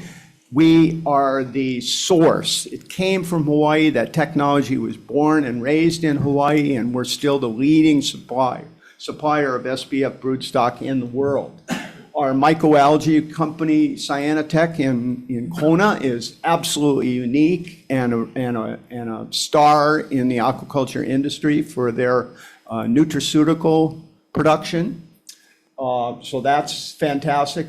Offshore fish farming, Hawaii is a leader in offshore fish farming. Blue Ocean Mariculture, based in Kona, is the only offshore fish farm in the entire United States. It's the only one. So we lead the United States, and because of that, we're leading the world in that space. And then finally, the newest and most exciting part of the aquaculture space is the limu kohu work going on. We have a couple companies that are startups that have been successful raising substantial capital, 25 million in Blue Ocean Barns and 20 million into Symbrosia. And this is to grow limu kohu, which is a species of algae. When it's fed to cattle, it suppresses their methane discharge and sort of is a solution to climate change and greenhouse gas emissions. So that's a big success. I expect limu kohu to grow up to equal to and even exceeding the SPF broodstock story. So next slide, please. So I just give you a little background. This is the annual production from the aquaculture industry, and 2022 is the last set of numbers there. These are USDA numbers. $90 million. It was a new record for Hawaii aquaculture production, and that's in 2022, you know, at the end of the COVID pandemic, and we set a record. That was the highest. So it tells you something. Aquaculture is resilient. This is during COVID, we set a record for sales. Next slide, please. This is some of the data from the SPF broodstock story. 2022 exports were 450,000 pieces, worth $40 million in sales. It's you know, a real star in both Hawaii agriculture, aquaculture, but also worldwide. Hawaii is now famous as the shrimp breeding capital of the world. So to date, the SPF broodstock industry in Hawaii has exported 6.7 million pieces. Those are individual shrimps with a commercial value of $437 million in sales. That's just the SPF shrimp story alone. Next slide, please. And this graphic shows the annual exports of the SPF shrimp. Next slide, please. This slide is intended to illustrate how impressively innovative the aquaculture industry is. You know, agriculture in Hawaii, we've got the Department of Agriculture, College of Tropical Agriculture, you know, big investments from the state, from the taxpayers supporting agriculture. Fantastic. Aquaculture, not so much, but if you look at this graphic, these are numbers of how many dollars came to Hawaii companies from the USDA. The green bars are agriculture, the blue bars are aquaculture. You know, in that SBIR program in agriculture, there's 17 categories and 1 category of aquaculture. Okay, so that's at the USDA, 17 in agriculture and 1 in aquaculture. And you can see in the graph, Hawaii aquaculture companies have, since 1988, have outperformed agriculture in terms of dollars raised. And I would argue that shows a tremendous innovation capacity within this industry, even though it's kind of a poor stepchild of the much bigger agricultural investment that Hawaii's made. Next slide, please. Okay, so what are our asks from the industry? And I just want to preface this by saying, you know, this aquaculture collaborative has been working on this subject for a couple of years. This is not just done for this morning's meeting. This is the result of lots. And as you saw, Senator, at our summit in September, you know, we had a whole panel discussion on developing a strategic plan for Hawaii aquaculture. And so many of these points here came from those conversations. And we've committed a lot of time and energy to coming up with what really would help our industry grow. So let me just walk through them quickly. And in parentheses on each of those, we actually list things that are bills already, you know, left over from a year ago or whatever. And so I list them up there. But what do we want? We would like more support for the aquaculture disease diagnostic lab. Disease is any agriculture, you got disease, and we just need more support to minimize negative impact of diseases. We would like to see aquaculture elevated to a division level within the government. You know, aquaculture has kind of been a poor stepchild on the side for years. We used to have the aquaculture development program, and now, as Todd has explained, it's sort of being reborn. That's fantastic. We would like to see it elevated to an actual division level and recognizing the significance of this industry to Hawaii's economy and to the Hawaii public. Next would be, we want to develop a new aquaculture innovation center. And when we say innovation center, we think it's both the aquaculture park concept, you know, where there's commercial companies, and then also R&D. So this would be very similar to what NELHA is, but on a different island, you know, outside of Kona. And I'll say, you know, in my travels to aquaculture conferences and so forth, NELHA is absolutely world-class. There's nothing like it anywhere else. It's an amazing thing that we should all be really proud of. Okay, so for the fish pond people, there's a couple things that they're interested in. They would like to see the lease process for state-owned fish ponds streamlined and made easier. And they would also like some more support for hatcheries to produce fingerlings to be able to restock the local IA.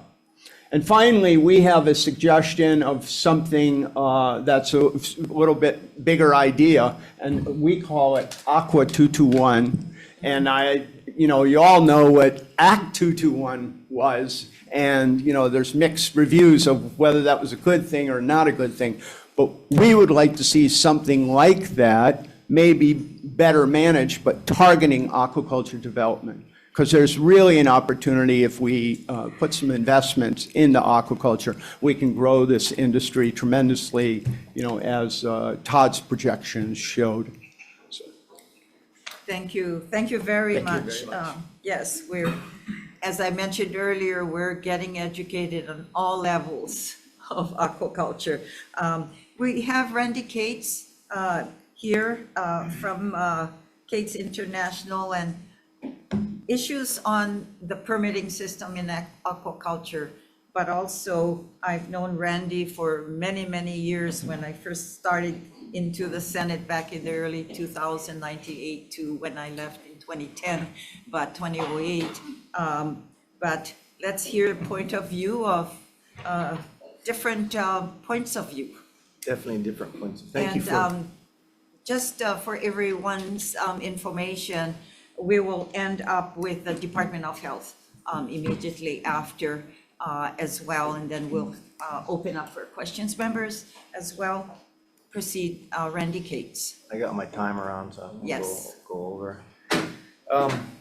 Thank you for having me here. Thank you for sticking around. I've been in aquaculture, for those who remember. I started the first open ocean fish farm in Hawaii and in the United States. This is probably the most important speech I've ever given. A lot of what was said today I was true.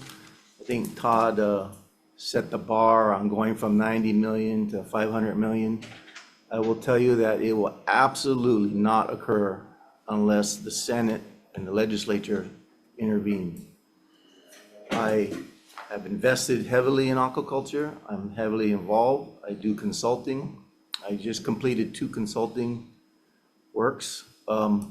One was for 25 million investment in Hawaii, and another was for significantly more in Hawaii and outside of Hawaii. And at the end of the day, my report to them was, don't do it in Hawaii. And there's various reasons for that. I'm a believer in aquaculture. I fully support it. I think that the only way that we're gonna meet the needs of Hawaii and community and jobs and food production is through aquaculture and through a sustainable fishery, which I do believe we have. We have a sustainable fishery. So this is not, aquaculture is not against fisheries, actually we're together. So the history, real briefly, 1998, I was asked to participate in a research project, which was starting to grow, to take bottom fish, bring them up, keep them alive, and restock the ocean. That was my first introduction, and I was fascinated. And then it led to, can we grow fish in the ocean? And that led to a research project, and then I really was fascinated to the point where, why can't we do this as a business? Which led to the legislation that I and others came to the legislature, and then we had huge support, and we got it through in 1 year, which is, in politics, I was told it was unheard of. And you wouldn't believe it. And Who I was the legislator that did that as well? Yeah. In my historical background. Yeah, so thank you. That was the birth of offshore aquaculture in Hawaii. And I remember distinctly, now we have the law, and I wanted to start it. And Governor Cayetano was the governor at the time, and his chief of staff was Sam Kaleo, and they called me in, and I had something that was compelling. I had a video of it actually working. It wasn't an idea, it was, I could show somebody that we can do this. And I sat in the chamber in his office, and he said something to me that I'll never forget. He said, "You'll never get this lease with a weak governor. The departments and the staff will block you at every step of the way. And when they do, here's Sam Kaleo's phone number, you call him up." And that proved to be true. Every agency that I dealt with, it was great idea, sorry. And strong governor, we got it through. And I've dealt with every governor since then, and went from trying to start a hatchery or whatever. If you don't have that strong leadership, it's just very difficult. And so we got started. I ultimately was producing 15,000 pounds of moai per week. 99.9% of it stayed in Hawaii. And we were looking at bigger growth. So back then, we talk about investment in dollars. I want to just say that I don't believe any government money is needed. There is tons of investment money available. It's a great idea. The venture capitalists do want to invest in this, even to this day. Capital is there. It's permission is what's lacking. If we can get the permission part, that's all, that's pretty much all. Hawaii has everything. So soon I was taking the technology we had and traveling all over the world. I took our local divers and we went to China, South Korea, Ireland, Norway, Tasmania.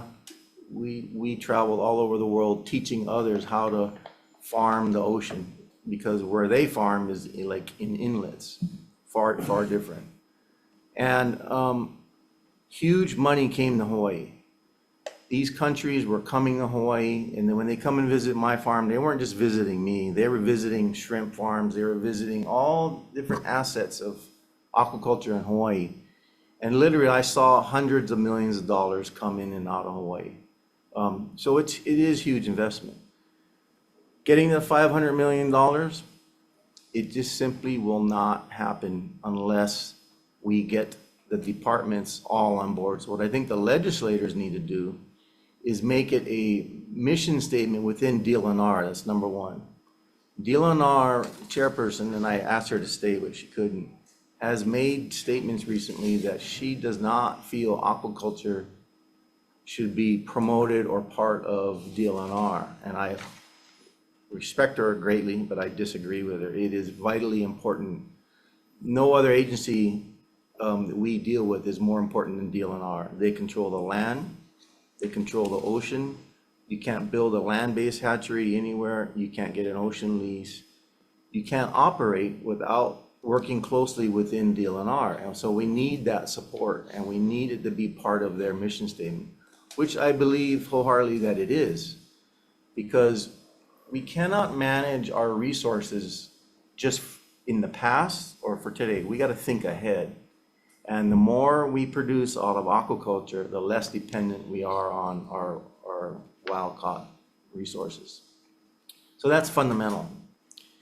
All the other regulatory rules, the problem that I had is when I ended up in a lawsuit with my partner, I won. I got all the equipment I needed. I had all the financial money I needed to restart. I chose another site. I spent $500,000.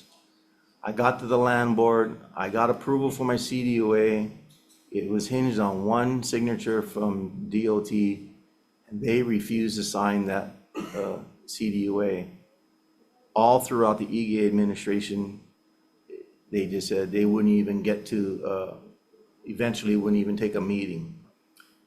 We didn't have ADP at the time to the level that it was with John Corbin, who he could get that meeting to happen. It just got blocked, and it continues to be blocked today. DOT took the position that no aquaculture should occur within 5 miles of an airport. They hinged upon an FAA circular advisory, and all of aquaculture in Hawaii occurs within 5 miles of an airport. NELHA is on airport property. And so I had to go to Washington, D.C., several trips, and finally the FAA changed and said, yes, we recognize that aquaculture can occur. And what they were basically saying was that my proposed farm would be a bird hazard, even though it was completely submerged. Even though that the farm in Kona is on the surface and is 300 feet closer to the airport than what I proposed, it just didn't matter.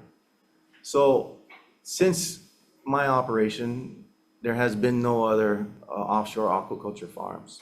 There's a reason for that. And those obstacles haven't changed. They've gotten worse.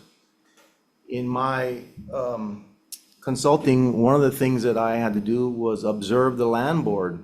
Every single meeting and every statement that was made regarding aquaculture in any format, I had to document it and send it to these investors. And it is pretty alarming, the position that the land board has taken on aquaculture, not just in regards to aquarium trade, but there are statements that they have problems with finfish grow out and others. So those words matter. They matter greatly to a firm that's going to invest $25+ million. When they see that, there's hesitancy. And that's where we are today. If we can change that, then the investment will come. So what can the Senate do? Number one, it needs to somehow influence DLNR to make that part of their mission statement. Aquaculture has always been a part of DLNR. They had a nui fisheries. The most fingerlings they released out into the ocean in 1 year was 10,000. I gave 1 million fingerlings in 1 year to the fish ponds. To my farm, that was a byproduct. To OHA, who asked me to do that, it was an expensive venture. They couldn't keep funding these large monies for very little output. So the more success we have in offshore fish farm, we have byproducts, and that is excess fingerlings. If you want a strong fish pond industry in Hawaii, you have to have a strong offshore component.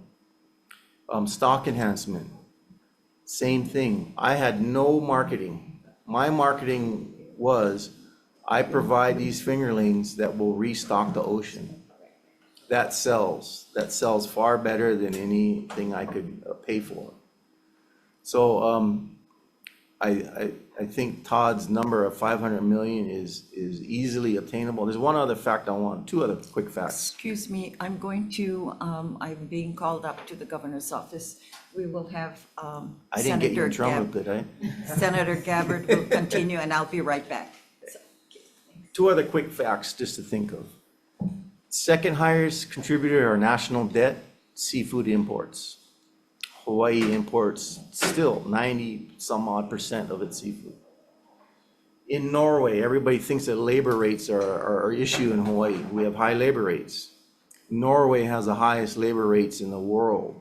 They have, in the early 2000s, their industry was about $2 billion value. If you took every sea cage that Norway had, it would fit on the airport reef runway. Could Hawaii be a $2 billion a year industry? I don't think so. There's other limitations. However, it is not very far-fetched to have a $500 million industry. That is pretty easily attainable. But we're not going to do it with the current status that we have. It's just not attainable. Like I said, I put $500,000 of my own money. People say, why don't you go for another site? You know, you don't throw $500,000 around at my level just to go do another site, because those reasons are still there. Those roadblocks are still there. They're worse today. They're not better. They are worse.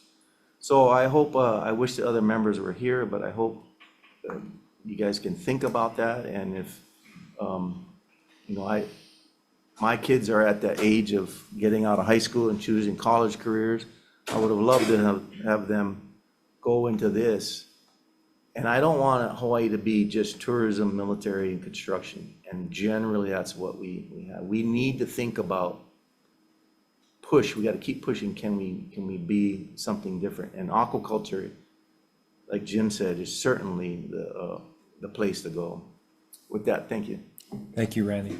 And Randy, I just want to assure you that because it's been recorded, everyone will have access to all this wealth of information that's being presented today. Thank you very much. Next and final speakers will be a presentation from the Department of Health, Clean Water Branch and Food Safety Branch. Aloha, Kathy Ho. I'm the Deputy Director for Environmental Health. I know you guys are short for time, and so what I just wanted to do was frame what we're going to talk about. We have the Clean Water Branch, who is, our mission is to protect public health and the environment. So the Clean Water Branch will talk, Darryl Lum, who's the branch manager for the Clean Water Branch. He's going to talk about how effluent, the effluent from the waters of aquaculture impacts the environment. So we need permits to protect our environment. Amanda Laurie is from the Safe Drinking Water Branch. She's going to talk about the public health. If you want to sell your product, she's going to talk about the inspections and things that need to be done to protect public health of the sales of mollusks and other things. So with that, I'll have them come up and speak. Thank you. Good morning, everyone. My name is Darryl Lum. I'm the program manager at the Department of Health Clean Water branch. I've been asked to present how the water quality classifications can impact aquaculture projects in Hawaii. Please turn to the next slide. So when we talk about water classifications, we're referring to the requirements that's in the water quality standards, that's in Hawaii Administrative Rules, HAR Chapter 11-54. And all water pollutant discharges to state waters need to comply with these water quality standards. And when we process our permits and certifications, it's through this processing and issuing is how these standards get implemented. In the graphic here, this is just showing that our water quality standards is comprised of 3 parts: designated uses, it's water quality criteria, and anti-degradation policy. And I'm going to give you a quick little overview of how these different components of what these are of the standards, and it will provide a little more context when I explain in the future slides how the classifications will impact aquaculture. Next slide, please. Okay, so the first component of the water quality standards is the designated uses. And these are the uses that need to be protected in the water body. And examples of these types of designated uses are recreation, aesthetic enjoyment, fish propagation. And these designated uses are water body specific, and there's different classifications. And some of these designated use classifications may have explicit prohibitions for certain types of discharges, and that's to protect the uses. Next slide. So in this figure here, what we're showing is that for our state waters, we have 3 different types of water body types. We have inland, marine, and marine bottom ecosystems. And each of the water body types have different classifications of designated uses. So there's Class 1 and Class 2 inland waters, there's Class AA and Class A marine waters, and there's Class Roman numeral 1, Roman numeral 2 marine bottom ecosystems. And the differences between the different classifications are just different designated uses. Next slide, please. Okay, the second component of the standards is the water quality criteria. And this is the criteria that's needed to maintain and protect the designated uses. So we have narrative and we have numeric type of criteria. Next slide, please. And the last component of the standards is the anti-degradation policy. So Hawaii's anti-degradation policy says that water quality shall not be lowered on a pollutant by pollutant basis, except for important socioeconomic reasons, as determined by the Director of Health after public participation. And Hawaii's policy basically mirrors that of the federal. Next slide, please. Okay, so whenever someone wants to propose a discharge of pollutants to a state water, they need to submit either an NPDES permit application or a water quality certification application, or both, depending upon the situation. And as part of the application process, they will have to perform what is called an anti-degradation analysis. And the purpose of the analysis is so that the person can demonstrate that they are not lowering water quality on a pollutant by pollutant basis, except for important socioeconomic reasons. So the Department of Health has a guidance document that our applicants can follow. But basically, the process consists of determining the baseline water quality for pollutants of concern, assessing the level of water degradation that could be caused by their activity, conducting alternatives analysis to determine if there's less degrading alternatives that they can choose to do. And they have to do a socioeconomic analysis, then they have to do a public notice, and then there's public participation, and then the Department of Health makes a decision. Okay, please turn to the next slide. Okay, so now I'm going to explain how the water classifications can impact aquaculture projects. And the impact is due to the restrictions that are in the designated use classifications. Okay, so the first restriction deals with Class 1 waters. And our standard says that Class 1 waters shall remain in their natural state as nearly as possible with an absolute minimum of pollution from any human-caused source.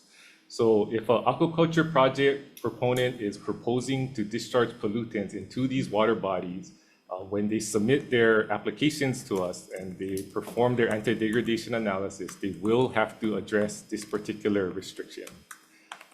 Class 1 waters are water bodies that are in reserves, preserves, and state parks. Our water quality standards has an appendix that lists out all the different Class 1 waters by island. And we also have a water quality standards map that shows graphically where the different designated use classifications are. So in this graphic here, this is the water quality standards map for Kauai and Ni'ihau. And the Class 1 waters are shown in that orange color. Next slide, please. Another restriction that's in the standard is for inland waters. So our standards has a no discharge policy for natural freshwater lakes, saline lakes, and alkaline pools.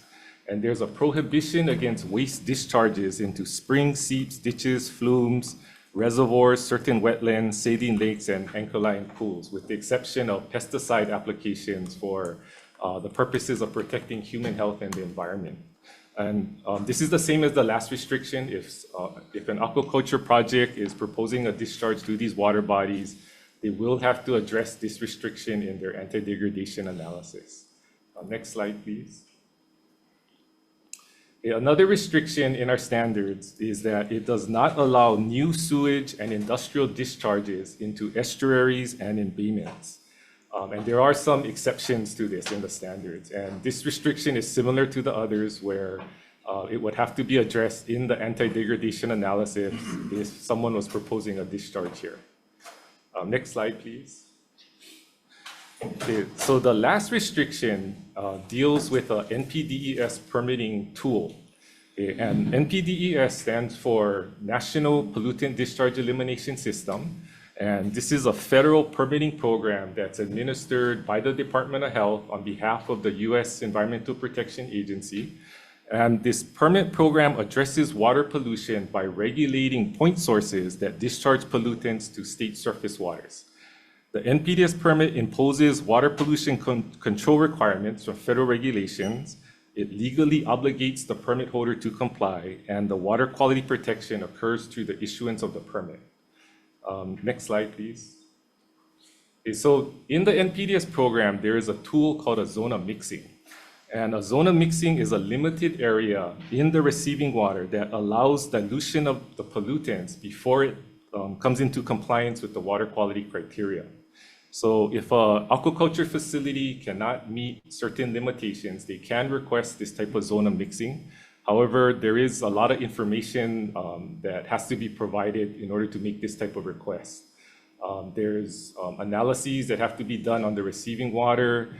There's anti-degradation analyses that have to be done on the zone of mixing itself. And there's a computer dilution model that has to be run where the outputs have to be provided to the Department of Health that goes into the permit development. So our standards does not allow zone of mixing in Class AA waters within defined reef areas at certain depths. So if an aquaculture project is being planned in these types of areas, they just need to be aware that a zone of mixing could not be provided. Okay, next slide, please. And on this slide, we just wanted to show that we have two NPDES permits that are issued for aquaculture facilities, and this is for operational type discharges. One is Keahole Point Fish in Kailua Kona, and the other is Sunrise Capital in Kekaha, Kauai. And both of these facilities both have zone of mixing. And our last slide is just our contact information. And thank you. Great, thank you. Thank you. Mahalo to our honorable chairs, Inouye and Gabbard, and our members of the committees. We appreciate you giving us the time to talk about our work today. And since I'm the last speaker, I know you guys have a lot of questions. I'm going to try to get through my presentation quickly. But I'm a food safety specialist and our state standardization officer for molluscan bivalve shellfish sanitation at the food safety branch. Excuse me a minute, would you state your name again, please? Yes, it's Amanda Lowry. Thank you. Yes, and I actually previously had been a microbiologist for the ADP, and I was working on developing a diagnostic lab for finfish and crustacean diseases before my position was abolished in 2009 with a reduction in force. So I started working at the sanitation branch. Previously, I had been working on the shellfish initiative that Dr. Hawes mentioned from the animal health side, and then sanitation branch, which is now known as the food safety branch. I was able to start working on shellfish from the human health side. So they talked about the work that Dave Cohen's doing over at AFRC, some beautiful shellfish. We don't regulate those. We only regulate the bivalves, but we do collect water samples to test because they're using the ocean well water for the shellfish program. So we go and collect that regularly for sampling. And Dr. Haas did mention the difficulty in obtaining ocean water for aquaculture. So I mentioned the bivalves. We regulate the two-shelled creatures. Food Safety Branch only regulates two farm products. It's milk and the bivalve shellfish because there's a higher risk involved with them, so they have to be regulated closely. And they've also mentioned about how important our broodstock and seed stock program is here in Hawaii, but of course, those aren't consumed by humans, so we don't regulate that. This is a list of some of the background. We've been doing shellfish for a while. There were several farms, but they all shut down in the 90s. And then in the 2000s, they started again with the Shellfish Initiative. And we're very excited. In 2013, we had our first new shellfish farm to be certified in 27 years in the state. And we were able to do this at no charge to the industry because of our special fund that we have. And this money is collected from permit and licensing fees for establishments that we regulate, and that would be food establishments, tattoo shops, mortuaries, swimming pools, places like that. So currently in the state, we only have 4 working farms and 1 wet storage facility. Now, I have up here some challenges we have with staffing at state laboratories. There is an extended period of time to get certified because there's a minimum number of samples that are required before we're allowed to certify a place. And of course, we all know that there's high costs for the farmers. Now, the national rules require several types of testing that we cannot do here in the state at this point. So we cannot send our local grown shellfish out of state, which is actually okay because one, it's very expensive to ship anything out, so it's difficult to compete price-wise with anything that's coming in. But also, there's a high demand locally, and so we're not even able to keep up with the local demand for product. So next slide, please. So this photo is of the Kauai Sea Farms on the South Shore. This photo was kindly provided by Dave Anderson. We've talked about the local IA. They're very important, mainly because being on private land, it's a lot easier for permitting in order to be able to grow and sell shellfish. So they have this natural formed cinder cone, and they're growing oysters and clams in addition to other species they're looking at. Next slide, please. And so these are the Mercenaria mercenaria. Most of us here in the state eat manila clams. This is a different species. People might know them by their names, their size names, such as little neck, cherrystone, quahog. And they're working on trying to grow some native oysters there, as well as this important work they're doing on sea cucumbers. They're growing limu, so they're doing a lot of great aquaculture work there. Next slide, please. This is sampling out at the Moli'i Fish Pond at Kulo Ranch here on Oahu. Next slide, please. So, one of the things, the amount of time it takes to be able to get permitted, means that you don't have a product you can sell for a while. And so, it is very challenging for a mom and pop business to be able to get certified. Kulo Ranch was one of the industry members that helped push bringing back the shellfish program. So you kind of can't see in the picture so well, but there's floating baskets out in the distance where they're growing their oysters in the pond. And because, sometimes the water, because of the water that's coming in land, the water is not clean enough to be able to just harvest the shellfish and consume them. So this particular fish pond practices what's called depuration. Next slide, please. So they have these tanks where after they take the oysters out of the fish pond, they put them in here, and they're using UV-treated water, which they recirculate for a minimum of 48 hours, and this helps the oysters to purge, and it helps lower their bacterial levels to a safer level. Next slide, please. And this is actually an old picture before they sort of shifted their facilities over, but just gives you an idea how they have these 2 tanks. They're set up in tandem, so they can run independently or they can run in conjunction, and allows them to harvest more shellfish at a time. And then you can kind of see what these floating baskets look like. They've got these tubes in the middle, and then they're able to roll them around, and they float on the surface. Next slide, please. This is at UH Hilo Pack Rack, which Dr. Haas talked about. So it's a former wastewater treatment plant. They have these 2 large land-based tanks that they grow in, and they're using their ocean water, which is of course very clean, which means they can sell it for harvest right away, but there's not a lot of phytoplankton in the water, and the phytoplankton is what they eat. So next slide, please. So they often will, they have other tanks where they're growing the microalgae in using the deep well water, and then they put them in these smaller land-based tanks that they're used to fatten them up before they harvest. And here's, they're harvesting before they're taking them to the dealer, and then the dealer can distribute them. Next slide, please. And our last farm that's currently operating is at the Four Seasons Resort Hualalai on the Kona side of the Big Island. And again, you can't really see, they've got their oyster cages are kind of floating in the background there. And this is actually an artificial fish pond. It's an EPA award-winning design that is right on the edge of their golf course. Next slide, please. And so they designed it in a way where the runoff water wouldn't feed into the fish pond. And they've got some well water that they use, and then they actually do a flow-through purge system that they use. They've got this little hale on the side on the left that you can't really see because it's also covered up, so the golfers don't see anything unsightly. And they'll have them there for about 24 hours, and they take them to the butcher shop, and then they prepare them, send them off to their establishments that are on property. So if you want to try them, you have to actually go to the Four Seasons Resort. Next slide, please. So this is Stu Simmons from Seafood Connection. This is an old picture at their previous location in Kaka'ako before they moved to Iwilei. But this is the only current wet storage system that we have in the state. They have 10 tanks where they are using shellfish that are imported. They come in and they put them into the water. They have this recirculating system. There's 2 tanks that are used for biofilters. They have a protein skimmer, they have a water chiller, and they have a UV light. So they're able to safely hold on to the oysters and shellfish in the water, and then they'll take them out and they'll go ahead and deliver them to their establishments.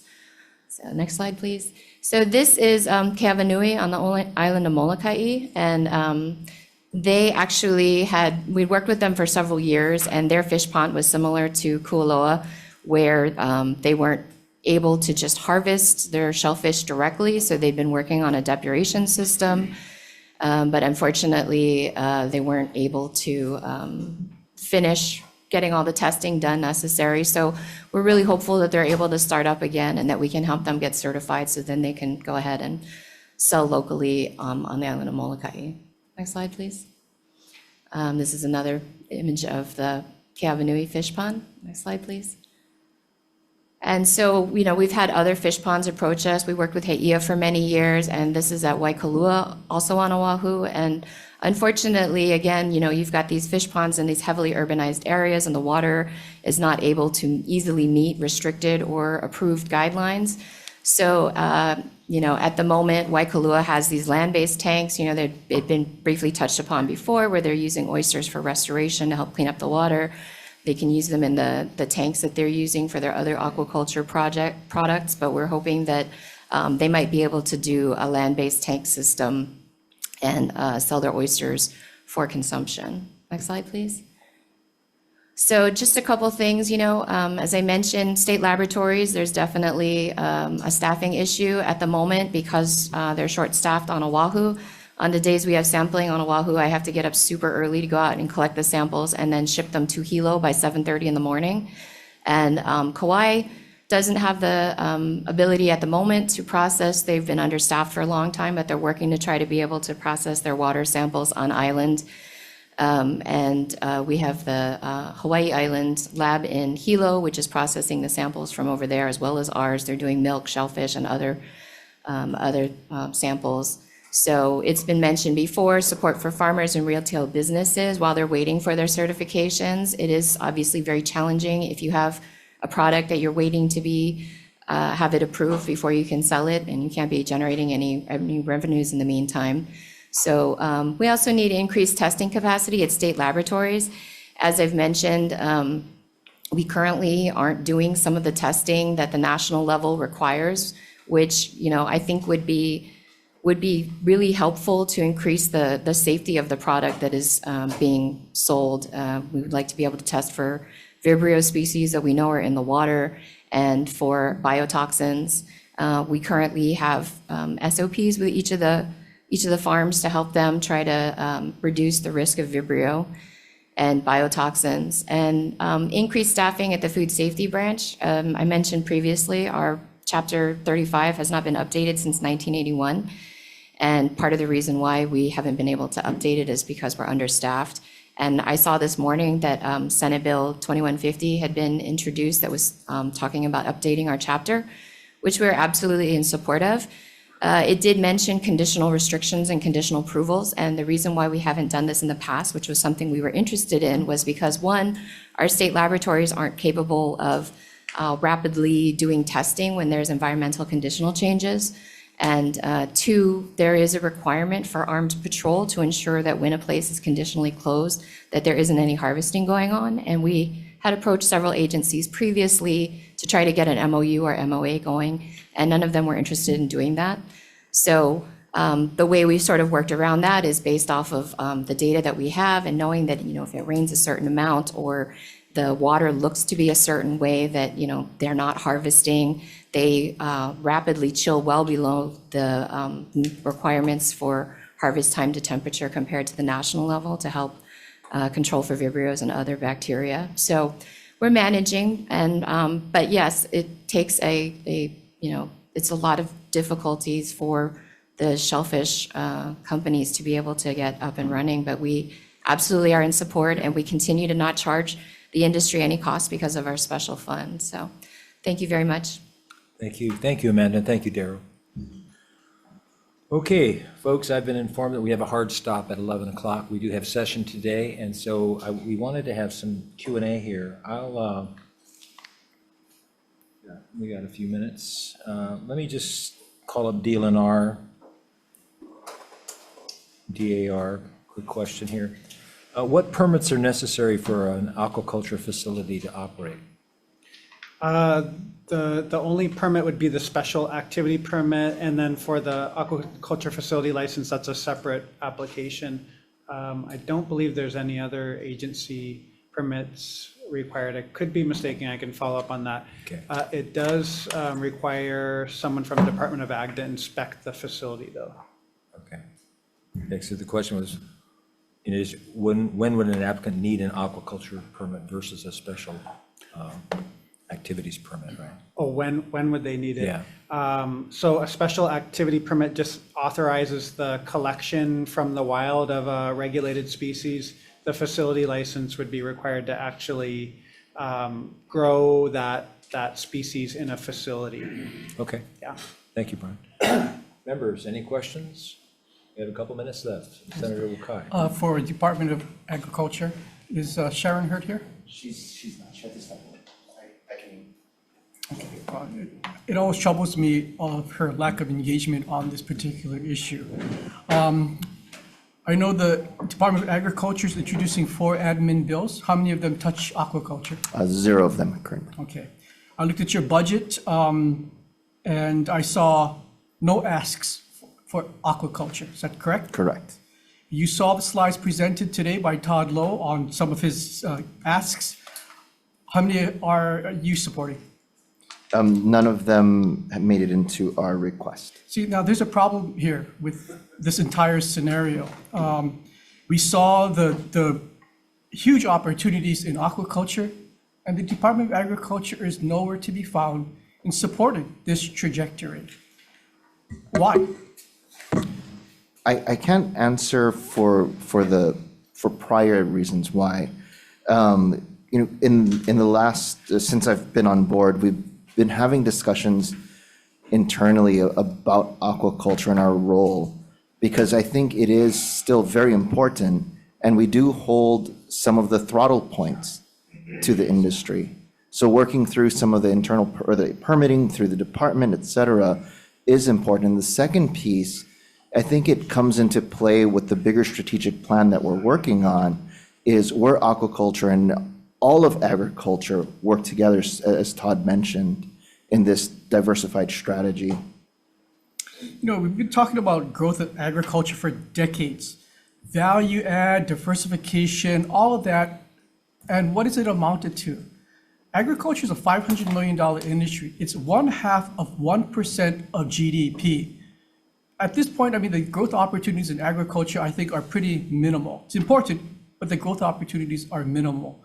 You look at your sister entity, aquaculture, as we heard today, the opportunities are phenomenal. And so I don't quite buy your decision or your summary there that somehow you're working on it. It's like, we've been at this for, the opportunities have been there for decades, but the Department of Agriculture drags its feet and does nothing to support aquaculture.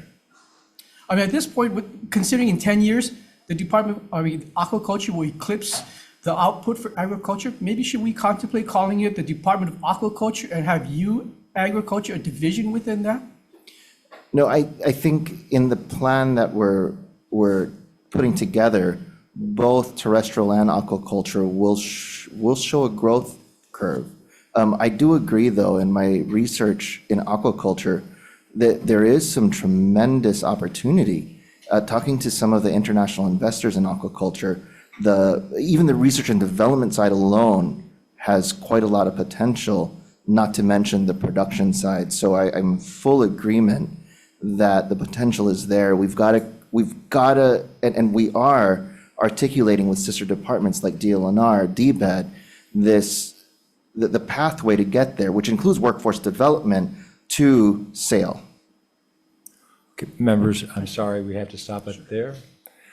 I'd like to thank all the presenters for your presentation today, and then any other questions, you can communicate directly with the presenters. Thank you very much. Aloha.